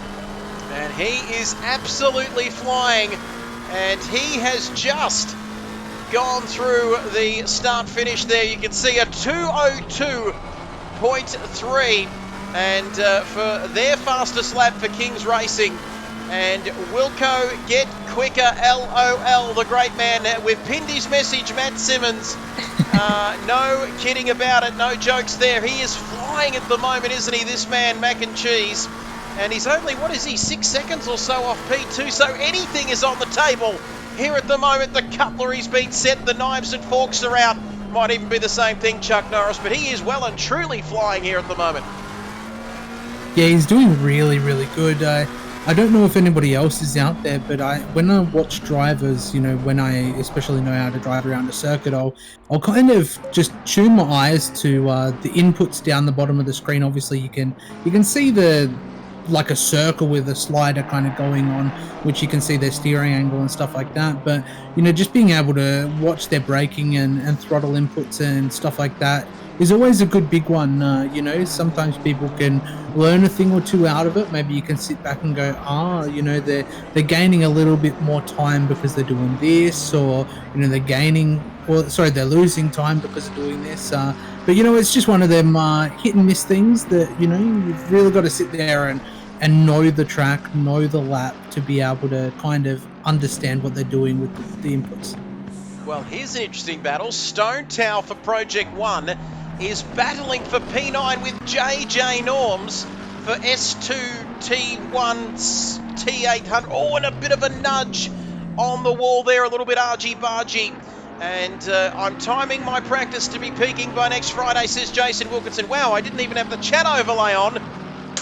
That's Mrs. B slapping me silly for not having that on, because you can see Matt Simmons, their bloody good start, will do the same. Thank you. He could say anything, Matt Simmons, couldn't he? And I'll just be like, oh, Matt Simmons. And Wilco, Matt versus Simon versus Will versus Sofa versus me. Emoji, water emoji, which has a multiple meaning there, depending which way you look at it. Next Saturday, of course, Beaky, if you're struggling for speed, at Wilco, if you're struggling for speed, I can recommend a good driver training academy. The first 5 sessions are free. Throw in Hainsey and Not So Fast and Shawnee Fuller. Geez, anyone else? Be easy to say. We got anyone else to mention there, Wilco? Get that penguin emoji out, because we're out for publishing here at the moment. Wilco's up and about in the comment section. We've still got 18 people watching us here. Would you believe? What have I told Mrs. B about? Messaging me when I'm on the stream? She's asking for some pictures there that we went out for coffee today, and we had some pictures taken. But there you have it. Just getting a bit distracted there, Mrs. B. Just distracting me there. But 23 minutes. Nigerian Prince, what else can we possibly see before our eyes here in the next 23 minutes? What can the drivers learn at this late stage of the race? We've gone 27 laps for most of the drivers, the leading drivers. What can they learn from the next 23 minutes? So definitely a couple of key variables over the course of the race that, you know, I've been learning myself and I've been picking up on is the way the drivers are kind of navigating the circuit, not only with blue flag traffic or, you know, multi-class traffic, but how they've been tackling the track in terms of the conditions as they've been developing over the course of the race. And, you know, what we started, I believe it was a fast track for quite a while, and it went optimum a little bit ago now. But, you know, it's just been a big key one, I think, just on a commentary standpoint and as a personal driver standpoint too. It's been one of those ones I've been studying how they've all been driving, how they've been kind of working together somewhat, and the battles that they're willing to throw themselves in and stuff like that. It's been good to watch, you know, even the inputs every now and again when we've done those on boards, Trev. That's been good to kind of get a little bit of an insight into the way the driver likes to drive the car, you know, whether that's coasting a little bit more or, you know, riding the throttle a little bit through some corners, or just doing a full lift off and then jumping back onto the gas again just to help the car rotate. So there's been a lot of things I've been learning personally over the course of this race, and hopefully a lot of the things these guys have been learning, you know, in terms of the way the car's feeling, handling over the last few weeks, hopefully they're starting to get down to that nitpicking area where they're like, right, we're either happy with the setup or we've just got to do a few minor changes to be really good to go for next weekend. That's great insight there from the great man, Nigerian Prince Chuck Norris there. An insight into a man who's done plenty of laps around Bathurst, not only Bathurst, but the many other circuits in the world in terms of endurance racing. And yellow flag out, no, we're going green again. And Mrs. B wants you to order KFC again, a large zinger box with all the trimmings. Not for me anymore, unfortunately. I'm down 8 kgs since the summer break. And you can see there, so no KFC for me, Beaky. And Matt Simmons, the trick will be how to sort out your pressures as the track gets hotter throughout the morning. And RIP, says Hainsey. First hour alone, Chuck, that track temperature goes from 21 to 23. And what's that do for tyre pressures and wear, Beaky wants to know. And and there we go, Wilco getting a little bit expletive there in the chat, if you don't mind. But this battle continues to rage like a fire burning out of control on the Adelaide Hills, Chuck. Are we seeing this is the closest battle on the circuit there, as Matty Simmons saying, as temps go up, need to drop starting tyre pressures for each stint. So very important to get your pressures right, Chuck. Oh, and Stone Towel getting a little bit silly. Salmon there with the back end of that Mercedes. You can see now though that gap is pretty steady at the moment. Still 20 minutes to go in this race. Thank you, Beaky, says to Matt Simmons. JJ Norms is just changing his lines at the moment. 23 degrees currently is the track temperature here at Mount Panorama. 23 air temperature as well. Is that JJ running a little bit wide there through turn one, Chuck, and that's going to leave him exposed here down Mountain Straight. And Stone Towel is pouncing here. Yeah, especially the legs that the Merc has, you know, it's just stretching them out here. As JJ, that mistake in T1 definitely cost him quite a bit, but looks like Stone Tower decided to hang it around the outside line, which never works because of the marbles. But I do think there was a little bit of room on the inside, but I think JJ did well in terms of making him feel like he was going to go for a cent there. But Stone Tower, all kinds of issues now after that brief mistake there, running the outside line into T2. So this is... And then it rains, and then if it rains, says Matt Simmons. He says, forget about it. It doesn't rain, of course, it pours.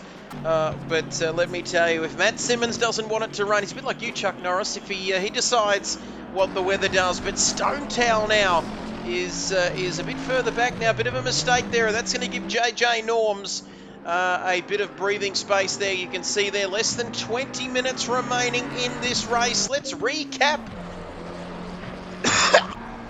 I'm dying here, Chuck Norris, but let's recap here on the race, because you can see there Mac Miller now leading, but they are yet to stop, I believe. Sorry, I was typing as I'm getting ready to jump in the car. It cooks those tyres. Wilco will be jumping in again, we believe, for Kings Racing here towards the end. Yeah, so interesting. It's going to be a short sprint race to the end here. So just make sure you got the right amount of fuel. You won't need a full tank, but no, it's going to be interesting here. So they will provisionally lose the lead for a little bit because the 24, the Xbox guys at Shakedown have completed their mandatory stops, so they're provisionally leading the race. But yeah, it's going to drop them down a little bit. I'd assume, depending on how far back Hammer and Hainsey are, it might put them into P2 or P3 overall. But yeah, getting into that business end of the race now, Trev. Almost closing 15 minutes of the race. So everything they've been crunching down, all the strategy that they've been trying to do over the course of this race, it's all going to kind of come to a head and show in this final 15 minutes. And there we go. As you can see now, the double-ended cheeseburger. That sounds interesting. I think you get one of those when you get to Adelaide upon arrival. But the Foster's Australian Carrum Downs Fish and Chips Kings Racing Squad are now into the pit lane, and you can see that Mac is about to jump out of that car, and Jason Wilkinson is about to jump in. And you can see there, not so fast Ali in the Shakedown Xbox car. He's made his stop, so he will inherit the lead. But Hainsey also back into their car, F1 Sniper as well. Hammer Time yet to pit, and everybody else has done that. As Matt Simmons says, all right, I am off. Enjoy, lads, and keen to join everyone on track for the lead up to the big one next week. Matt Simmons, thank you for joining us. That is the Matt Simmons. He's probably going off to his cafe in Gran Turismo, in his virtual cafe. Do you reckon he's got a real cafe he goes to and talks to people at? But anyway, enough about me rambling on. Matthew Simmons, thank you for joining us. Always a pleasure to have you watching the stream. Big names, aren't they, Chuck, that we have here as part of this series here, this Australia-New Zealand Endurance Series. Beaky says, 8 kegs is great, Trev, a shadow of my former self. And I'm sitting next to the man in the commentary box next to me, Chuck Norris, who can beat up his own shadow. That's how good he is. But there we have it. So 8 kgs, and I tell you what, it's just, there's so much. It's not easy losing weight though, is it, Chuck, and getting fitter in all seriousness. There's so many tasty treats and things to tempt you and taunt you, especially when it comes to the devil's mouthwash, alcohol, of course, I'm speaking of. It just keeps tempting me, including this brown bottle, the brownest of the brown liquors. What's that? You want me to drink you? I can. I'm in the middle of a stream. I'm so tempted, Chuck. I'm really tempted. Yeah, it's losing weight is always a difficult one, especially when there's so many great foods out there that you want to have. And another part of it is also it's hard because it's cheaper to just buy junk food than what it is, say, like healthier foods, right? Like just kind of the capitalism at its finest. But yeah, it's always difficult losing weight. It's even more difficult to keep the weight off. Especially when I like to call it big boned. When you're big boned, it's like you find it hard to lose weight, but once you lose it, it's so easy to throw it all back on again. But I've got mad props to anyone that can lose weight and kind of stick with it. And big shout out to Beaky. Lost 30 when COVID first hit. That is a massive effort, and there's so many fad diets around, isn't there? You've got polio and all those other diets, the shake diets and that sort of stuff. And I tell you what, my theory was I just stopped eating food, and it seemed to, ate less food, I should say, Chuck, and it seemed to do the trick. But enough about weight loss. We've still got a car that is yet to pit, and I think they might have cured polio as well, as I'm hearing at the moment. God bless the human race. But Hammer Time, Ignition Blitz, they have not made a stop yet, or they've made one stop, I beg your pardon, Chuck. But it is two mandatory pit stops, so they've got to make one more tonight. Yeah, so they've got one more to go. We're kind of getting into that final 13 and a half minutes now. So we saw Kings Racing do theirs about a minute or so ago. And, I'm sure we'll see Hammer coming in for the number 7 Bentley here, running Ignition Blitz. Hopefully they'll come into pit lane soon, get that final stop done out of the way, and then they'll be on their home stretch to the checker flag. Yes, and we'll going through the order, ladies and gentlemen. It's hammer time into the pits. There is a yellow flag for something there. We might start at the back. And with Cactus there, Gaz, who's in the pits for Cactus Racing. He's a prickly customer there. He's in the pit lane there at the moment. I don't think they're going any further in this race. And there we have it, Magic Lee, of course. We haven't spoken much about this chap, but they've done okay down there in 15th. We've lost a few as well. And then it's Scott there, Scott Piss, who's he's got well, he's down in 14th at the moment, Chuck, but he's got a real leg up, hasn't he, on Magic Lee there, because there's a 3-lap gap between those two. But unfortunately, he's a couple of laps, we believe, behind Yickety there. And, well, it's time to take a knee, because he's not going to get any further in this race, I don't reckon, unfortunately. And then it's Yickety in 13th. And you can see there, Naked Blade in 12th, and he won't be getting a standing ovation anytime soon, because he had a good battle though, hadn't he, with Jimbo and a few others, Chuck, a little bit earlier on this evening. Yeah, he really did. You know, that battle was going for a few laps, and then obviously, unfortunately, that mistake happened going into, what was it, 3 and 4, I believe, the cutting there. And, you know, sometimes that just is what it is. It's the way the cookie crumbles. But, you know, Naked Blade, I think, was pretty fortunate to walk out of that one a lot better off than what Jimbo did.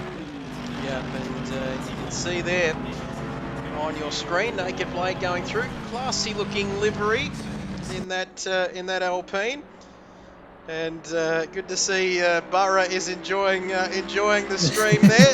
And yeah, so 11 minutes to go in this race. A very nice looking livery on that car. And I tell you what, some of these guys in the GT4s, especially this man, Fubbles, they'll be looking to make a real step forward, won't they, Chuck, leading into the big one next weekend?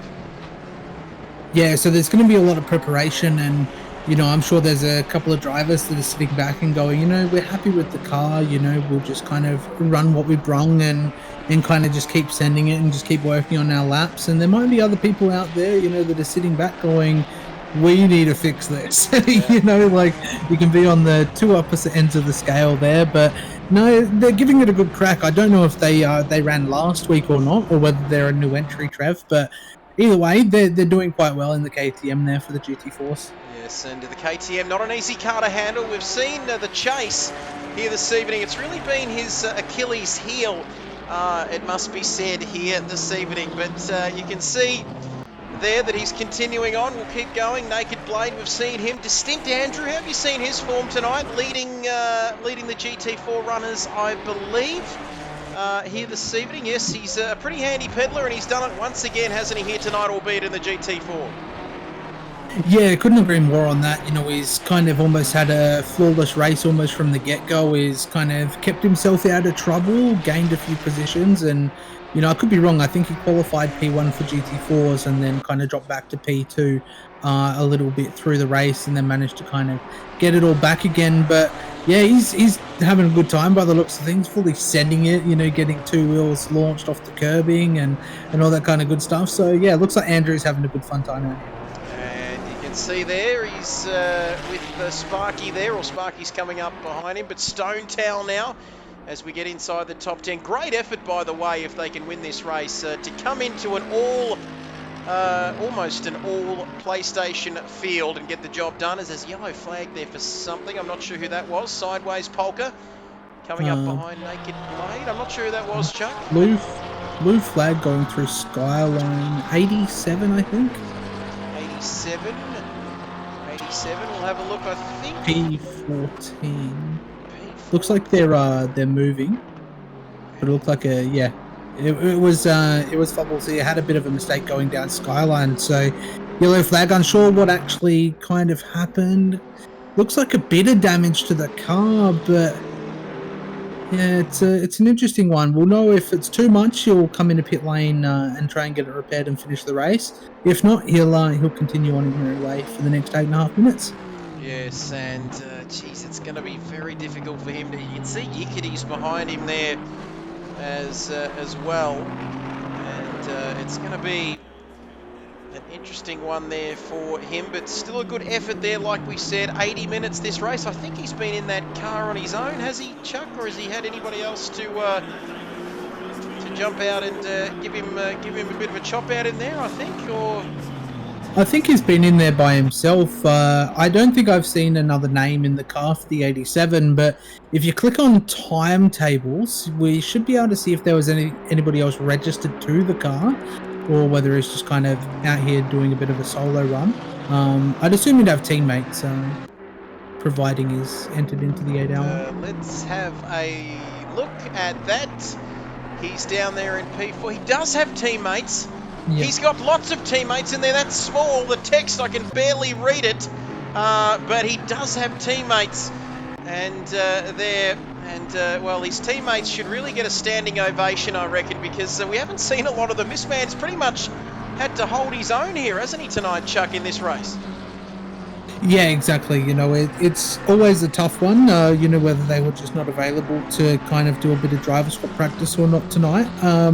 You know, it's always a tough one, but, you know, it was now a 20-minute race, 80-minute race from the get-go, from the green flag. Obviously still 7 minutes to go.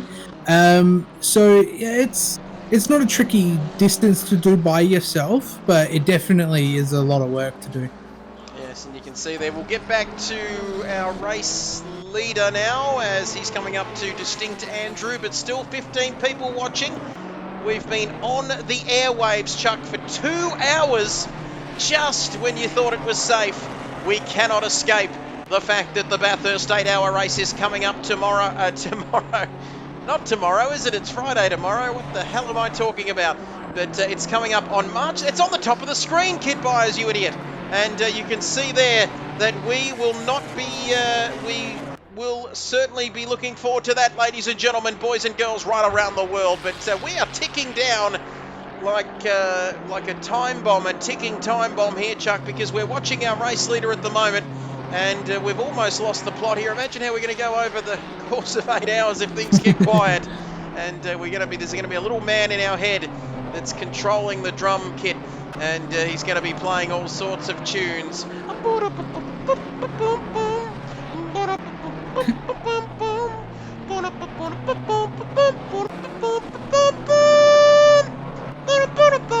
Mrs. B's going to thump me in the back of the head if I wake up Taylor on a school night. But 5.5 minutes to go here, Chuck Norris, and this man is unassailable here at the moment, if that's even a proper word. Yeah, he's just been pedaling quick. You know, these guys have been doing really, really good. They are on the Xbox platform, but, you know, it's not something that they've really kind of raced against each other in the past. You know, this kind of cross-platform thing's only been a recent one. So, you know, it's good to know that, you know, not only are there really quick drivers on the PlayStation, but there are also really quick drivers on the Xbox as well. And, you know, we can all bring them into one grid and kind of pit them against each other. But, you know, we said that purple lap of the race for quite a while. You know, their team overall's got a silver ranking, but I got a feeling before the 8-hour next weekend, that might get pushed up to Pro Tag. But we'll have to see what they decide to do in the background there. Yes, you can see not so fast there in the lead. We'll keep going. Jason Wilkinson back in that car now, 4 and a bit minutes to go. And look at this Yo Yickety then. I think he's just trying to get a slipstream to get that McLaren up to a decent top-end speed. And let's hope he's done that now. But there we go. Hainsey in 3rd. And Sniper in 4th position. Sparky in 5th. JJ Norms and Sideways Polka. That was a little bit of a battle there, wasn't it, for a while? Hammer time.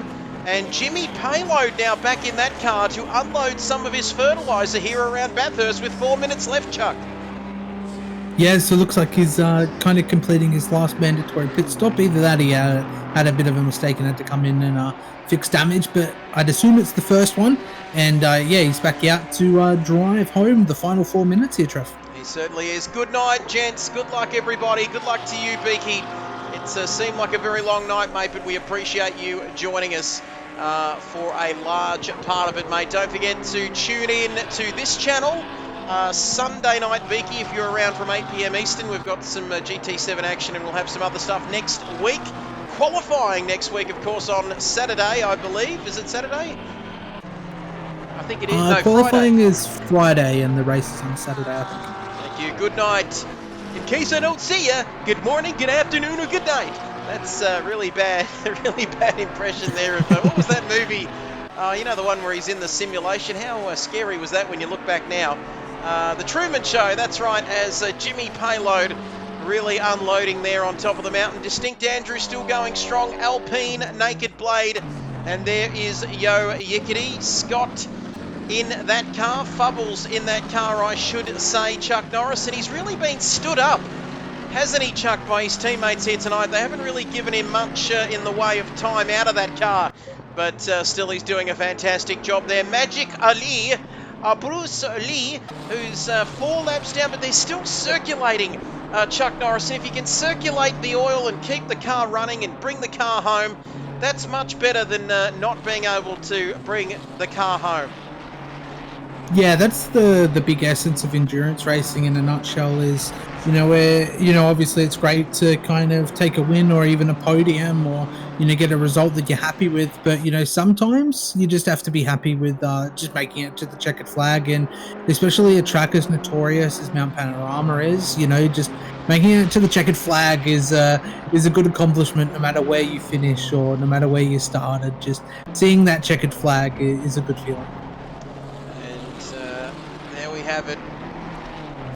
Continuing on then as Gaz in that car then for the Cactus Racing team. And about to say that this squad hasn't looked too sharp tonight, but they've been prickly customers here this evening. That's, oh boy, it's because it's a cactus, but you can see it's a similar colour to a cactus. But yeah, you can see there. And boy, nobody wants to touch him, that's for sure, because you can see that we've got a minute or so left in this race. We've lost a few, haven't we, Chuck? I think we started with 20 odd, but Cactus just getting out of the way there. But it's all about these people here at the moment in this car for this team. And are we going to get another lap in here, Chuck? I think we are, aren't we? Or are we? It's going to be close. It's going to be tight. They could almost slow down, couldn't they, and make this the last lap? But they're racers, Chuck. They're not going to want to do something silly like that. And unless they're going to make a liar out of us in the very distant, not too very distant near future. Because look at this, 30 seconds remaining. The lead is about that.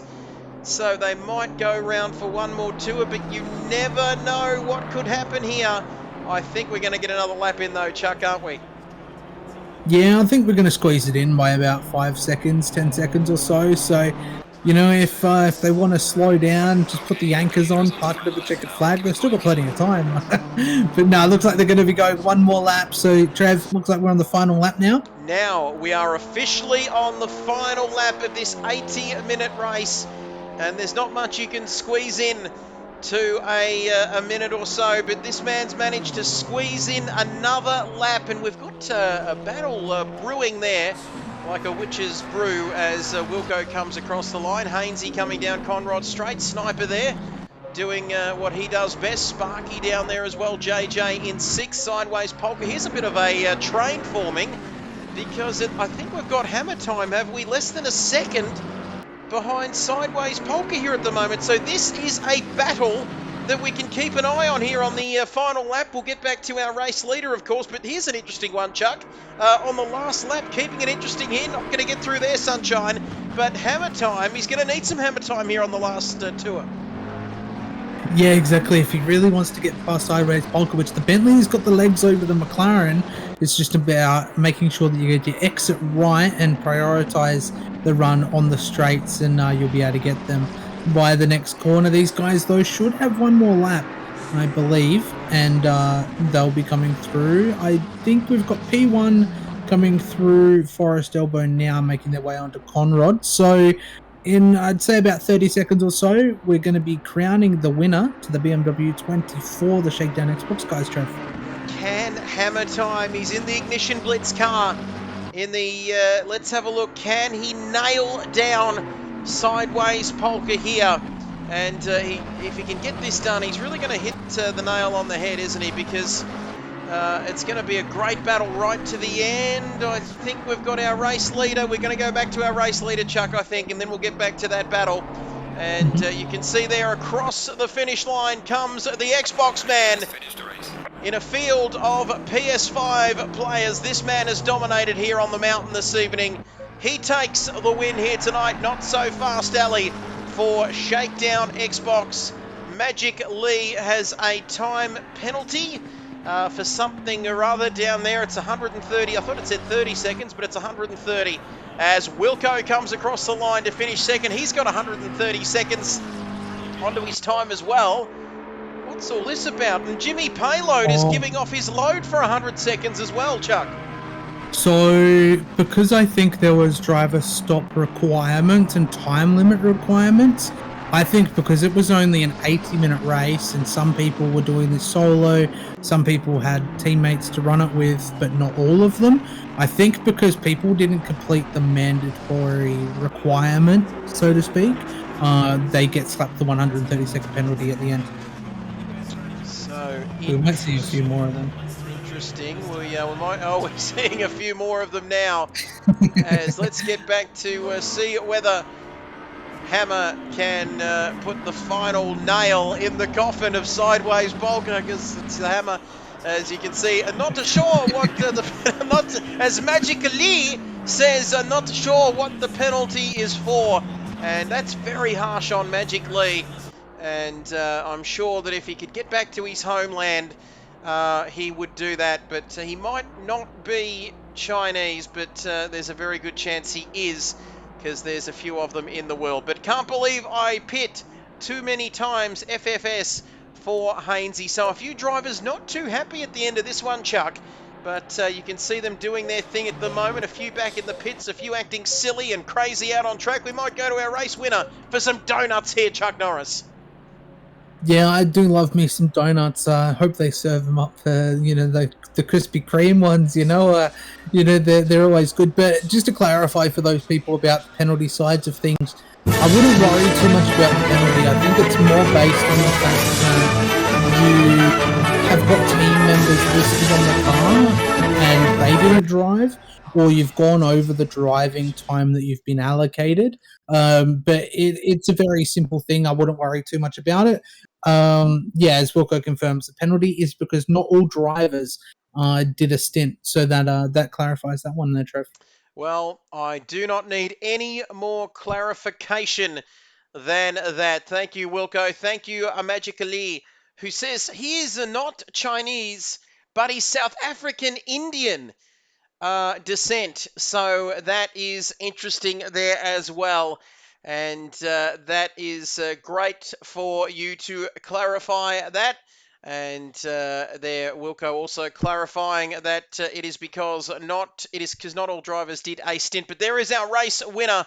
And wow, I'm sweating up big time here, I've got to say, in the commentary box, Chuck. But still plenty of entertainment, plenty of moments here tonight in the last couple of hours on stream. Always a pleasure to have you alongside me once again. Great to have you back. Yeah, likewise, Trev. Always a pleasure to share the commentary box. I was very happy with the driving tonight. It was very good, nice and clean over the opening few laps. Very little carnage, and we didn't have a safety car here tonight. But it just goes to show that we didn't actually need a safety car here tonight. So next week we've got our final practice race, I believe, before we get into the big one for the qualifying on Friday and the big 8-hour on Saturday, which is going to be good. But Trev, always a pleasure to share the commentary box with you. Greatly appreciate it. The pleasure is all mine. Thank you, Chuck Norris, for joining us in the last couple of hours. And if you don't know much about Chuck, when he was in school, the teachers had to raise their hand so they could speak to him. But thank you there all the way from South Australia in Adelaide. And great to have everybody's company there. But you can see the details on your screen. It is the road to the Bathurst, 8 hours there. Big shout out to Andrelli for our graphics and all of the above as part of the Australia-New Zealand Endurance Series. We've still got 16 people watching and listening to our gorgeous voices, but qualifying is on the 1st of March and the race is on the 2nd. And Magic Lee says, you guys you guys are great on commentary. Thank you so much. And that's a little bit of column A there with the South African, and a little bit of column B. And I think we don't have Rajesh with us tonight, but we do actually have our pit lane reporter, Rajesh Mahendra can't sing, or Madonna can't sing, who also joins us in the pit lane. But there we have it.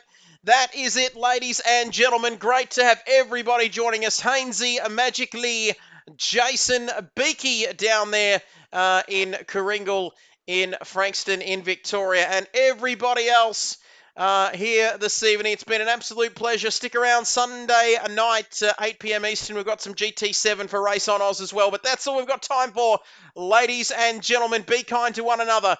We'll see you next time around. But for now, it's goodbye. And goodbye from Rajesh. I tell you what, you better late than never. But Magically is going to hear that. Oh, we're still on air. Oh. Oh, we're still on air. Sorry, I Rajesh, not very good.